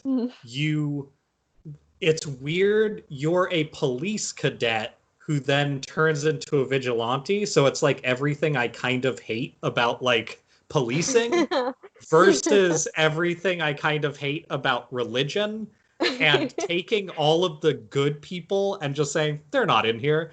I kind of love that, because then you're just like a bunch of shitheads. Anyway, in the 4th one, it actually has a little bit more, and in the 3rd one too, I guess, but mostly the 4th, there's a little bit more of like, this person does this, and that's really bad for the place that you're in. But when you catch them, you will have a choice of like, is what they did an execution? Or like, is that where this leads? Or is what they did a get out of this country? And there's like little bits of choice in even games like that where it's like, you will hear later like, oh, this good or bad thing happened because of that. And it really is not like a lot of effort that they put into those things, but it says something. Like, you still have something that you're getting from it. And from everything in Last of Us 2, there is a lack of that for me. Yeah. Long-winded way of saying the exact same thing I said before, but context, I guess. Yeah, I've never played any of the Far Cries, but it sounds like I would enjoy it more than the game that I'm watching and also not playing. Far Cry's a shooter, more so maybe not. I don't know how you feel about shooters, but it has a lot of fun shit in it, of just like, I got into this car and drove it off a mountain, and then I jumped out in a parachute and an eagle attacked me for some fucking reason. Like, there's a lot of stuff like that in it, so that part's pretty fun. That is kind of fun. I think the most fun, like, granted, I haven't seen a whole lot of gameplay of Last of Us 2, but I think the coolest thing that I have seen is a part where she's practicing the guitar, and you actually like can kind of strum it with the controller, and I was like, oh, that's kind of cool, and you can actually do different chords and really actually play it, and that was interesting. That always adds a lot to a game. Every game that's ever put like, why don't you play this instrument then? I always fucking love it. Yeah, I'm like, oh, that's cool. I can actually do a thing. That's nice. Well, and it does resonate from the first game. Like, thematically, it makes sense. But yeah, Majora's Mask, the Legend of Zelda game, my favorite thing about it, other than like the fact that they took sort of the spiritual staircase from a game called Link's Awakening, where everything was like, shit's fucked up here. And I really liked that. It was like where Legend of Zelda and Lovecraft met.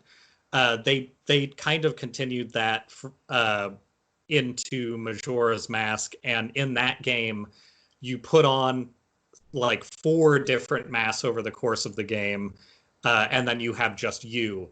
And each version has a different instrument that they can play, and you can hold different buttons to play different tones. And it's like a bass guitar, a trombone, not a tuba, a bass guitar, drums, and an ocarina, and then I think the last one just has an ocarina again. But that's the thing that I always remember from that game, is getting to play those instruments and having like actual like notation and stuff that you can fuck with. It's always pretty awesome. Yeah. I think that so far that's what I've found the most enjoyable about this one of the game that I also have not played. So yeah. Let me critique the gameplay of a game that I'm just watching cinematics from. I mean, it's the gameplay of Tomb Raider and Drake, the other series that group makes, and like infinite other games. So it's fine. It's just not. It's not that interesting. Did you ever play Mass Effect? It's not too far off from stuff like that. Okay. I think the last game that I actually played might have been Portal 2. Okay. I think it's been that long since I've actually sat down and played a game. Yeah, I think that's the last one. See, the gameplay of Portal 2 is closer to something like a Far Cry. Like you're in that first person and there's puzzles, but oftentimes in Far Cry, the answer to the puzzle is, oh, I shoot that thing. So yeah. Having third person stuff can be really cool, but it's not always cool. Also, first person for Last of Us would be, one, terrifying, but two, like, not fun. Like, there's a lot of like stab this guy in the throat stuff that's like, I don't really want to have first person view of this stuff. I'm good without it. There's too much of that. Well, I think you already said this. There's too much of that. Like, I'm not the anti-violence in video games. Like, do whatever. But yeah, so much of the whole game, as I've seen in the second one, is just sneaking around and like throat stabbing people. I'm like, this would get really tiring. Or throat stabbing people who are essentially big mushrooms. Yeah, I do really like the cordyceps idea. Yeah. I've always thought that cordyceps was cool and also just really unsettling. Yeah, it's a great idea. Yeah. That too, honestly, when minus the racism, when games lean into Lovecraft stuff, I tend to like it. Like it's a nice aesthetic. Yeah, there you go. It is nice. I do like the mushroom people. Yeah. Speaking of mushroom people, my tricking women intro. Oh boy. So this is an old thing that I just wasn't aware of. To set this up, I guess to set this up, one of the things I was gonna talk about is that Quibi sucks. This is not related to the topic. Quibi is like a way to take all of the unions that protect filmmakers out of the process of filmmaking. And that's scummy. But I've been getting like hourly ads for fucking The Most Dangerous Game on YouTube. And it doesn't even look that bad. And The Most Dangerous Game is a fun concept, but like I've seen Most Dangerous Game versions from like Taiwan, China, Japan, Korea, like everybody makes Most Dangerous Game versions, and it's interesting, but it's pretty played out, and making a TV series about hunting people is not the most interesting thing. But they are pumping those advertisements in. But because I'm a masochist, I also will watch advertisements to find out what the fuck they are. For example, after last podcast, I sent you some clips of the fireside chat Prager bullshit so you could experience some of what that is without actually experiencing it. That was a 45-minute long video that I sent you clips from that equaled about a minute and a half, 2 minutes maybe. Yeah.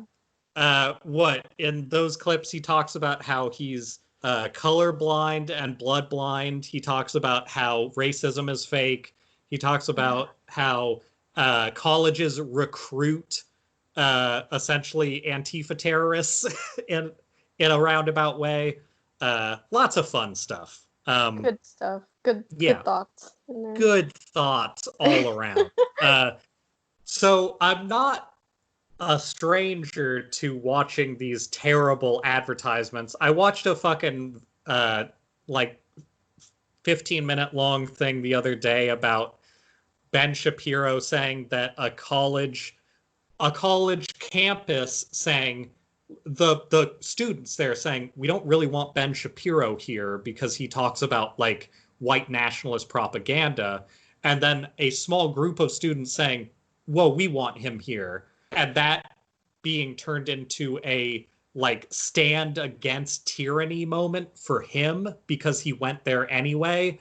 That kind of shit pops up too, and I hate that. Also, they have found a way to never show the things that actually happen. They just show like an animatic, like drawings of the things that are happening because one, they know people like to look at that, and two, that way they don't have to show the real things that happened. And this 45, 50-minute long garbage ad is from 2015, first off. It's all drawn. Everything in it is either text or like, here's a comic artist representation of what I'm saying. And I've seen the start of this like probably 10 times in the past. As it turns out, it's from 2015. So like just regularly shows up, and I guess when they need money, they'll start putting it out again and paying for more ads. But it's the same ad that I've seen for years. So it's a 5-year-old ad that they just keep reusing. So first off, you know it's garbage because a lot of the stuff they talk about towards the end of it is like, for the next day or so, you can get this special offer. And it's like, for 5 years, I guess. So this advertisement starts off by talking about a man who is rich, has all the nice cars, and it's a self-told story about the person telling it. I'm not going to talk about what his name is because he's a dipshit and I don't care. But it's talking about how he did all the right things and he went to the bars where the cool girls were at and all this stuff. And just, he was such a beta. No one would ever go out with him more than one time. And when he did get a girlfriend, which suspicious, it seems like maybe he got a girl to hang out with him and then he assumed they were dating and just showed up at her house is the actual story he tells, but he frames it like, well, I was just a good guy and I was bringing her a present. Also, the framing of it is she opens the door and somebody else is with her who he assumes is her boyfriend, and probably, but also that's sort of this weird like, well, you don't date multiple people, you date one person, like God intended. And the setup is he's having flowers and food delivered to her apartment. He also is standing outside behind across the street to watch it happen, which is the creepiest shit ever. And when a guy is there too, and she has to explain like, oh, sorry, this is some weird thing, that's presented as like her being a piece of shit. And the whole story is ridiculous, but then he frames it with like, and so I started, this was where it got weird. I started looking into what women really think, which of course is internet searches. Oh, That's how you find out. okay. um, so, and this is all from memory, so some stuff might be a little bit off, but it's all as ridiculous as I'm saying. Believe me. I believe you. So what he, and I'm also pausing this as I'm watching it to be like, what the fuck is happening? So this takes like a full hour and 20 minutes or something for me to experience. Because my life is a weird hellscape that only I would enjoy. So he he then goes on to say like, and I realized it was time that sure I'm rich and I have everything, but also I need to have women. And uh, uh-huh. So he says, so I started studying women to find out what the psychology behind them is, which is a weird way of saying women aren't people, I guess. And uh, so he says he started to read erotic fiction for women, which is a weird place to start if you want to relate to women in the real world, because that's like the fantasy world that it's like Uh-huh. if you said, well, I wanted to relate to men, so what I decided to do was to watch a bunch of porn that I is the played through the Uncharted series and now I yeah. understand men. I played through Uncharted and I went to the most popular section of a geared for only men porn site, which is a porn site for the most part. But um, and the conclusion you would come to for that stuff is like, okay, well, I want to make myself available to stay at home while he goes on an adventure in like Africa, but also an adventure where he kills unlimited people. But also, I should probably be his sister, maybe, and I should probably uh, like keep interrupting him while he's like trying to do his homework. I think that's what men want. I think So so. like contextually, terrible idea to just go, what do women like on the internet? Uh, so he starts talking about how he discovered a phenomenon called literotica. And he like puts up the word and he's like, and what you don't know is that this is the key to all women. And so he starts basically talking about like 50 Shades of Grey without talking about 50 Shades of Grey and how that's how you have to live, which is a weird like place to start because already 50 Shades of Grey is Twilight fan fiction, but it's Right. also it's an incredibly like damaged and abusive person working like it's a story about saving somebody in the most unrealistic way possible. This guy's irrevocably damaged and has made a lot of money, so there's something in it for me, I guess. But also, if I can save him by fucking him, that's the fantasy. And that's not a good place to start your men's health thing with. Uh, Also, just so you know, this guy has been in Men's Health magazine writing articles. He has been on like USA Today and stuff. Like this shit went somewhere, Uh, which is a bummer. Um, yeah. so he starts talking about how literotica always creates the situation where men just know what they're doing already. So essentially, what he's saying is fake it till you make it, but instead be like a weird, sort of controlling and abusive person. And that's what's actually going to get you a good relationship. So that's good. It also, in this, there's literally, I didn't take pictures because like I was too enraptured by the rest of it. But it's literally, so it's these comic designs of like just honestly like white man creative characters and white women creative characters that keep showing up in these like here's a depiction of what happened but like with no backgrounds and stuff because that would take too much money I guess. And he starts to talk about like all the steps he's taken, which he never really breaks it down, but it like because that's what he's trying to sell you. But the steps that he's taken are clearly trick women into just not realizing that your fantasy you're building is fake until they're hopelessly stuck with you already.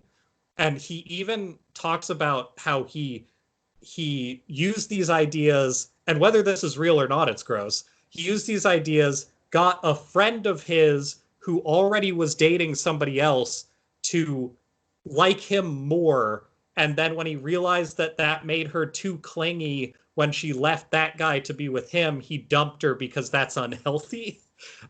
Which is also like, oh, so if this story is real, you just sort of ruin somebody's life. And if it's fake, it's also gross. And that's pretty much how he stays with the rest of it. It does turn into very like just sales pitch stuff where he's like, your dick's going to be amazing. Your sex is going to be amazing.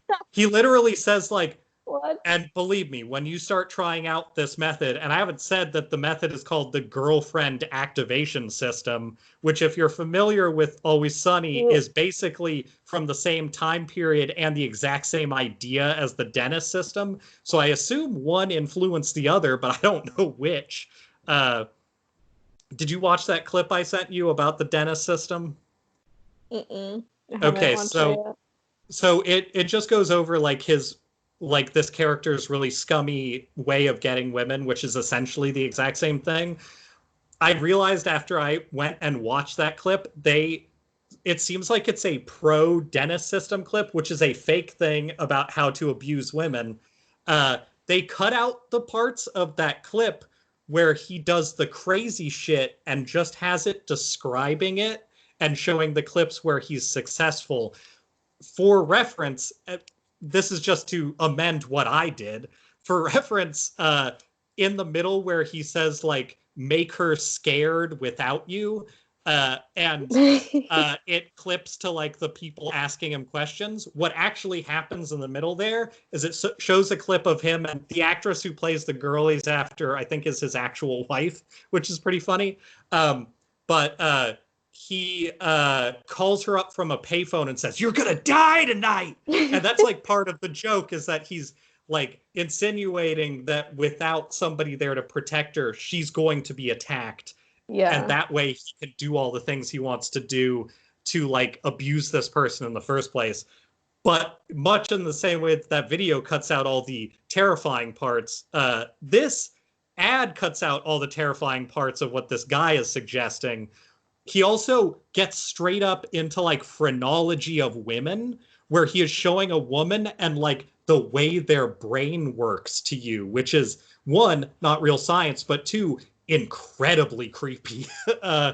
And he's talking about like when you show a woman how much you don't even need her input to know what she wants, it'll just create the dopamine that connects her to you anyway. That's which I assume not how that works. Is kind of the whole basis of the girlfriend activation system title that he's talking about. Anyway, it's also incredibly predatory on men who are desperate for learning how to like interact with people and clearly don't know how. So like at the end, it's just saying like, this is, I would sell this for thousands of dollars, but I'll give it to you for 60, all this vital information. So of course I looked it up afterwards, and these are all free online. Like you could just see them on YouTube. Yeah. So that too, that they're selling something that I think they know they can't really, I don't know, make any sort of like true value judgment on. So it's just you can find out about this. I don't know if even I really want to watch this stuff. Maybe if I have another birthday coming up and I want to torture people in a new way, this will be my play along at home idea. But I'm good for now. There's enough going on. Yeah. Anyway, that's fun. What do you think about that? Is it accurate?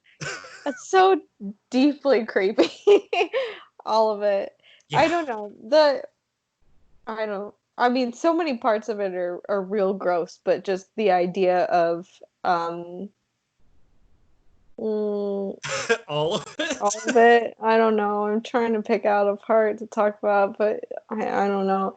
Everything that's like here's a program on how to get women. All of those are just real terrifying and Talking about the gender that you aren't as though you need to program to be what you want them to be is deeply unsettling. It yeah. it shows like a certain kind of psychopathy that's just like people aren't people, they're just what I need them to be. Right. Well, and just immaturity. I think you're right when you said that it just preys on people who don't know, who don't like have that experience, or who maybe possibly just throwing this out there, so suffering from like social anxiety Uh-huh. and don't know what to do. Um, He literally says it's a lot like the fucking Trump stuff of like, look, we just need to not test and this will get better. He yeah. says in it, look, I know you're afraid of the idea that you have to go out there and get rejected over and over to learn how to do stuff. Well, you don't. It's the exact Oh same shit of like, no. don't do the thing that teaches you how to actually be a human being.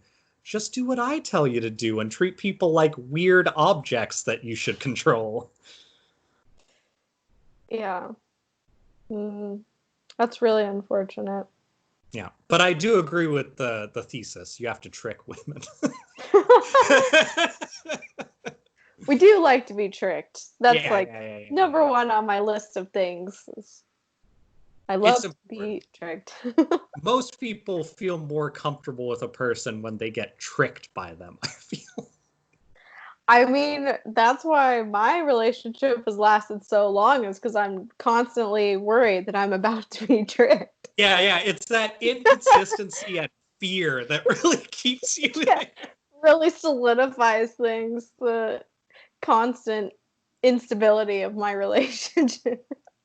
That's like I've had some conversations with people about my like half relationship that ended fairly recently, and like one of the things that keeps getting brought up is like, well, maybe this one thing was the problem, and like you could fix that thing, and maybe things would work out. And the thing that I keep kind of repeating to various people who I talk to this stuff about is like, I don't I don't think that fixing a relationship by taking this one thing and saying, well, this doesn't really seem like a big deal. If I just get rid of that, it'll fix it, is ever the answer. Like, people have reasons for things. And if you start treating it like there's just a defect and you can get rid of that, that's not going to work. Like, that Yeah. doesn't change the situation. If you're not thinking about the other people as being as complex as you are, it's never going to work.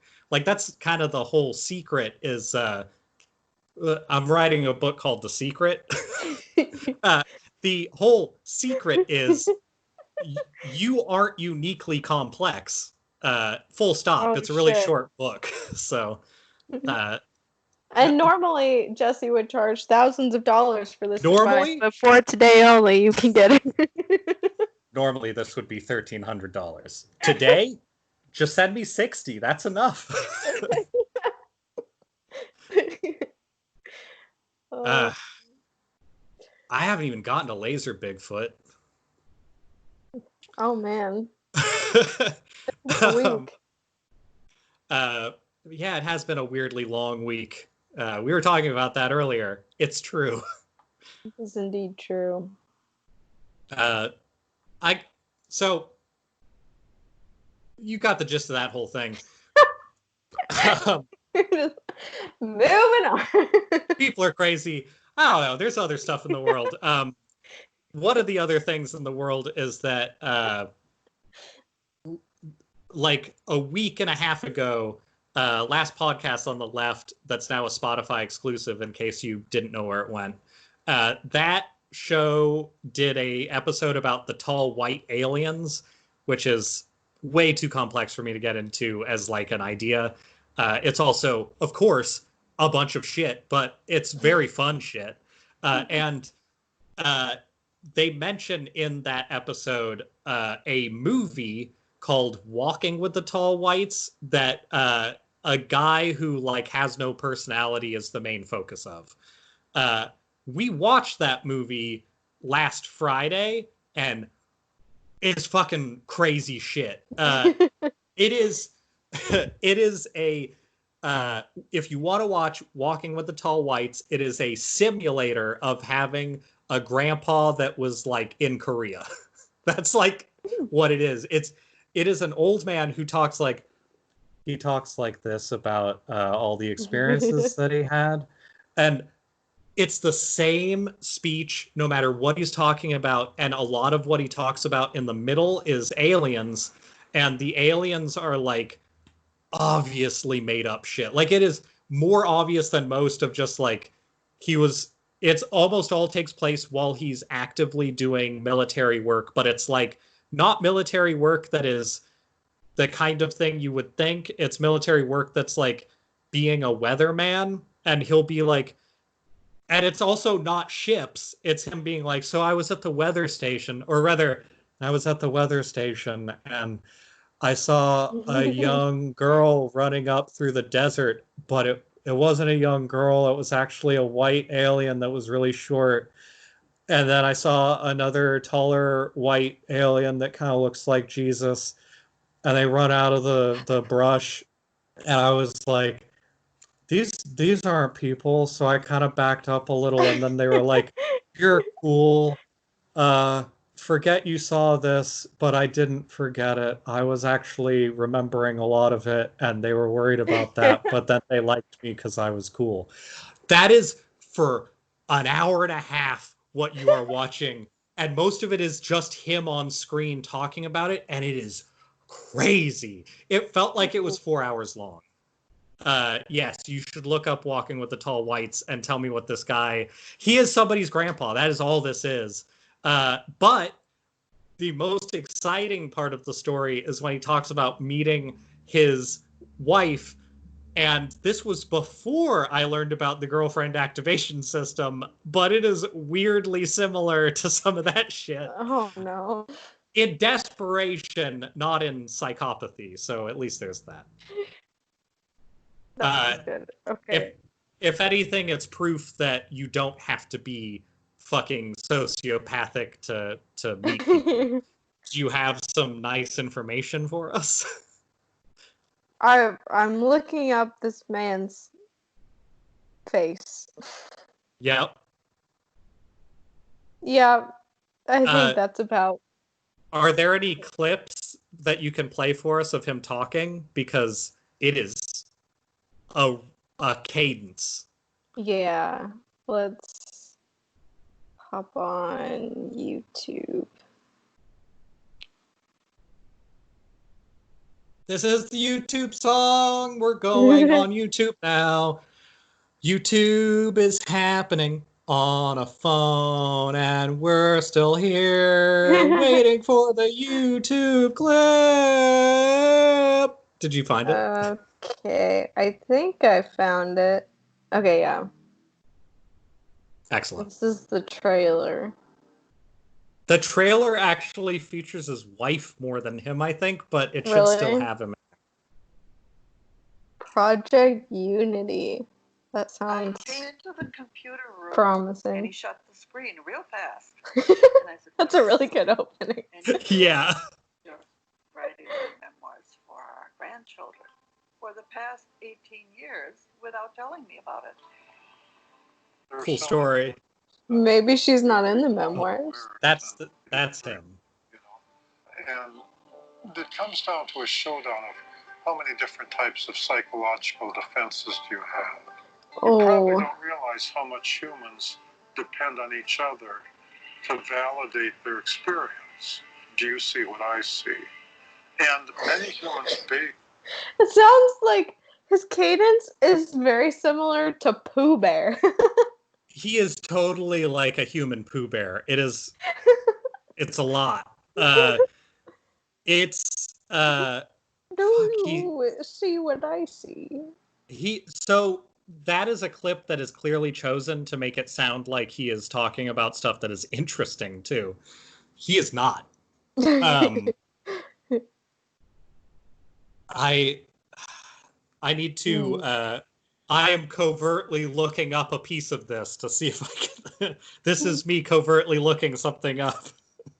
Do we need the YouTube song to return? I mean, you can try to YouTube song it. It's really hard to do though. There's a lot of lyrics. The YouTube song. We are on. This is the YouTube song. Yeah. I mean, I like it. I don't have a ukulele, so I can't do it to its full potential. Okay, that's the trailer. Oh, no. Oh, my phone has just died. Okay. Wait a minute. I had it here the whole time. Oh my gosh. Wait, you have your charger? No, the ukulele. Oh, shit. Now we got it. This is the YouTube song. It's not very long. But I'll keep going. I'm opening Prime because I need the actual video now. And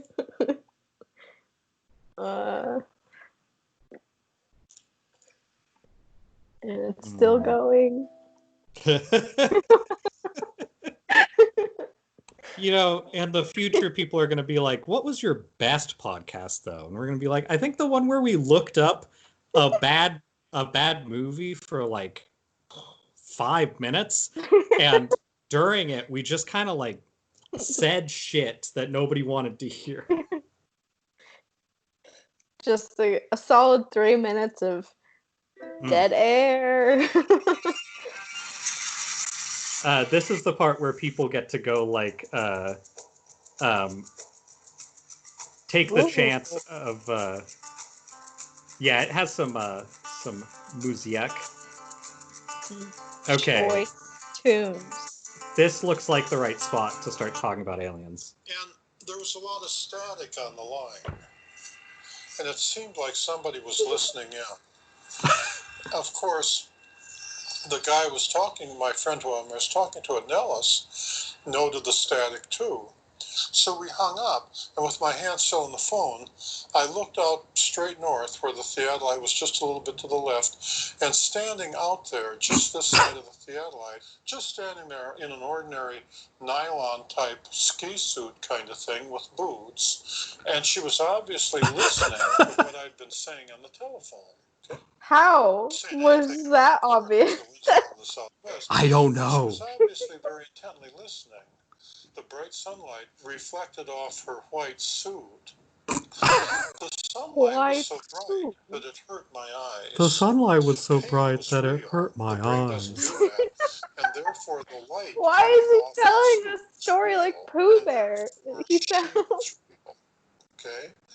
And the sunlight coming off her suit was real, so she was real. Or that whatever I was seeing was just me. I like it. And after a couple, 3 seconds, she suddenly realized that I was looking back at her. And she took off running towards the northeast corner of the Range 3 lounge. And when she got just close to the edge of the corner, with so little conviction about anything. I don't know. Like a base runner running for second base. So I decided that and I needed to here's this man carefully and see if she was still behind He looks the like Range 3 Bear, lounge. too. And I started walking towards my theodolite. Range 3 himself. I really like the slight camera angle change. Right? That's really good. So They're like, we gotta do something to pick this up. Something, anything. This would be an amazing way to fall asleep at night. It's only an hour and 20 minutes. It feels like it takes forever. And I suggest everybody watch it because it's like some of the stuff that he says is just crazy, but he says it in that same voice the whole time. It's very good. So we watched that. It's about fake aliens. So that was pretty fun. But then afterwards, we watched a 40-minute video that was like a less military but more police version of that, but it was about a Bigfoot with giant laser eyes that lives in like Georgia or something. I forget where it takes place, but it's very much Colorado. It was a Colorado one. And it's just like the same kind of like, we're saying nothing about this, and the difference is it's an ex-cop who he keeps talking about like, and I keep getting in trouble for this, and they keep like reprimanding me for doing this, and I feel like they're covering something up, but what he's doing is like constantly putting stuff out on police channels about how there's like a suspicious Bigfoot like thing around. And it's just the most like, yeah, you got in trouble because you're talking about weird fake shit and it makes the police look bad. But he's upset at the police, even though he's a member of the police, for not believing him enough about this crazy shit that he's making up. And it's, I don't know, it may as well have a hashtag defund the police at the end of it. But also, it's a great 40 minutes of like, they didn't say anything. This is just a show about people rambling about nothing. This is just a guy who has a single grievance. And he got in trouble one time, and now he's just mad about it. Wow. Yeah. I want to know who funds these things. I mean, they're not high production value, and they're on Amazon Prime, which basically lets you put anything on it. So the funding could be anything. Yeah. Yeah. Well, but that was the up part of the week for sure, because a lot of the other shit was like not my favorite. Oh, yeah. Huh. Well, I now have a couple of things to add to my watch later list. When I'm trying to go to sleep, specifically. I would love for you to watch Walking with the Tall Whites and tell me about how nothing it is. Oh, I'll do it. Although I might fall asleep. His voice is very, like, he really should get a job as one of those people on, like, the Calm app or whatever it is. Absolutely. Yeah. He could make some bank. He could read to you about like what the French lavender smells like when you're by the water, and like you would just like immediately. Yeah, it's totally Grandpa Simulator. It's like, do you not have a grandpa anymore? Here you go. Like, and he tells a lot of stories. He tells, this is early on, no spoilers, right? He tells a story about his friend getting hit with a shrapnel bomb that is, I guess, very quiet while he's in a guard tower, and he is looking out at him literally getting hit with it and dying in front of him, and his cadence is, so I mean, I didn't see anything that really like set off any alarms, and I figured he was just faking it anyway. So I just, I continued my guard duty, and like an hour or so later, I went down there and like, his whole face was really messed up, and he was definitely dead. I don't know. It was interesting, I guess. It's just like, what? Like, it's crazy. Like, and it's not gruesome even. It's just like, how can you make every part of like a person's life and these crazy lies the most boring thing in the world? Like, it's super interesting in its own weird way. Also, when he meets his wife, which I didn't expect to be in this thing, a lot of things like him talking about baseball are not things I expected. But when he meets his wife, minor spoilers, I guess, on this, he walks up to her and he's just like, would you like to dance? Or sorry, would you like to dance? And she's like, well, I was really reticent. I'd never gone dancing before, and I didn't want to dance with him. But I knew that the expectation was that I should, and so I decided I probably would anyway. He was not interesting to me in the least. But I knew it took bravery to like talk to me because I was scared. It was just like, oh. And then when they go to dance, he immediately is like, would you marry me? That's literally their story of meeting. And it's the most, like, I guess socially awkward people can still have this work because they're still married. But fuck, that's crazy. It And really... then her first anecdote about married life is, yeah, it only took like 3 months and he'd gained like 50 pounds. It was crazy. Oh, It's just like, no. oh no. Sorry, lady, you got fucked. You went dancing once and your life was over. She got tricked. Exactly. Yeah, tricking women. It's the way to get ahead in life. It worked for him. God. But yeah, the most romantic story you'll ever hear. And that's basically not even part of that. That's covered in like 5 minutes because they hit a lot of ground, but it's all so boring. So it just, because that story about meeting his wife is literally like 2 minutes long, but that impact of that story is like, that's like a big chunk of that, right? 120 minutes of that kind of stuff feels like an eternity. Honestly, I just want a whole movie about that evening. What I need to watch in slow motion as that train wreck happens. Yes. Oh God. And like, you don't get descriptions of like what her friends are doing, but she's there with friends. That's part of the story. And what did they do? Some and friends. Also, yeah, exactly. Like, well, we finally got her to come out dancing, and like she got hit on by the creepy guy who I bet still talked like that when he was younger. and all of a sudden, like, he's talking about marrying her right away, and like she's kind of okay with that. And we didn't talk her out of it, I guess, because we hate her. We think she's a bitch. Like, you don't get that part of the story. She got tricked by her friends, too. This poor lady's tricked by everybody. Maybe it's not tricking women that's the key to life. It's finding women to trick. That's the key of life. This one's a trickable one. This is the sacrifice. All the other women just, like, led her out, like, lamb to the slaughter. Like, sorry, lady, you're getting tricked tonight. That guy's looking over here. You should talk to him. You should marry.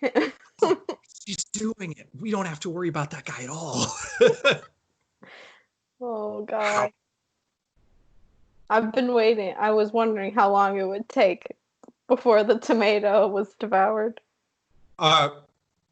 In order to try and stave off how hungry I get, I decided that tomato would be the I'm out of topics for now. Now the tomato has been eaten.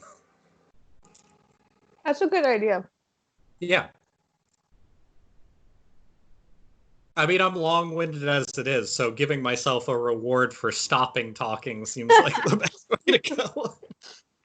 Parse it out like a tomato every 10 minutes. Mm-hmm. Yeah. Or 5 minutes. Then we could be on Spotify with no effort. We just have to advertise for who knows what this company is. Whatever that is. I'll ask my brother if they gain any traction on their podcast.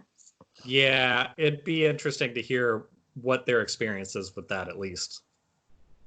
Yeah, I'm curious to hear more of it. The majority of their podcast, it's my brother and his friend, and the majority of their podcast has been his friend talking about how he got clipped by a car like 4 years ago, and it just drove away. Okay. And that's just most of it. So it's really good. I really enjoy it. I'm not going to pretend like that's less interesting than some of the stories I tell. Do you want to plug it? Absolutely not. Sure. Go listen to Bro Down on Spotify. Oh yeah. Well, I'm going to subscribe to it. I have a Spotify account. I'll get on there. Do it. It'll make him maybe like 2 cents. Yes. Yeah, gotta support the little brother in his endeavors. Although I have to say that is 2 cents more than we've made on our podcast. Yeah. So whatever. I mean, And I am just solely in this for the money. people have to have hobbies or they're going to end up spending their life tricking women. So it's This is true. Either that or watching cutscenes from video games that you're never gonna play. I don't want to meet the person who does that. Oh, it appears that the podcast has ended. Sorry, did I just play our outro song? I think I did by accident. It's just the single chord. I'm into it. You know what?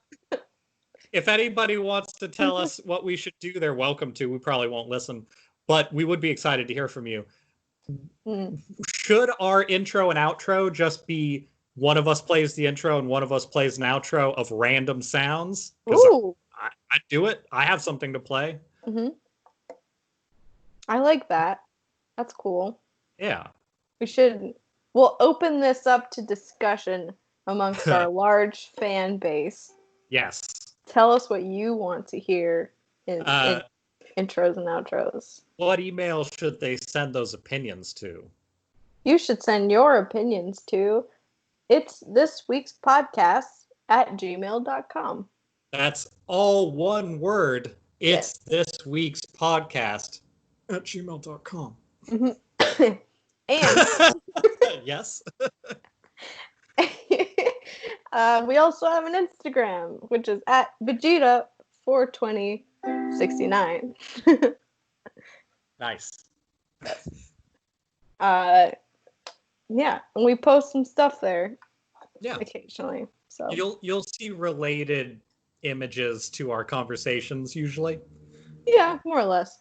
Or maybe just pictures of us from high school, you know. One of the two. There will That and other nightmares await you.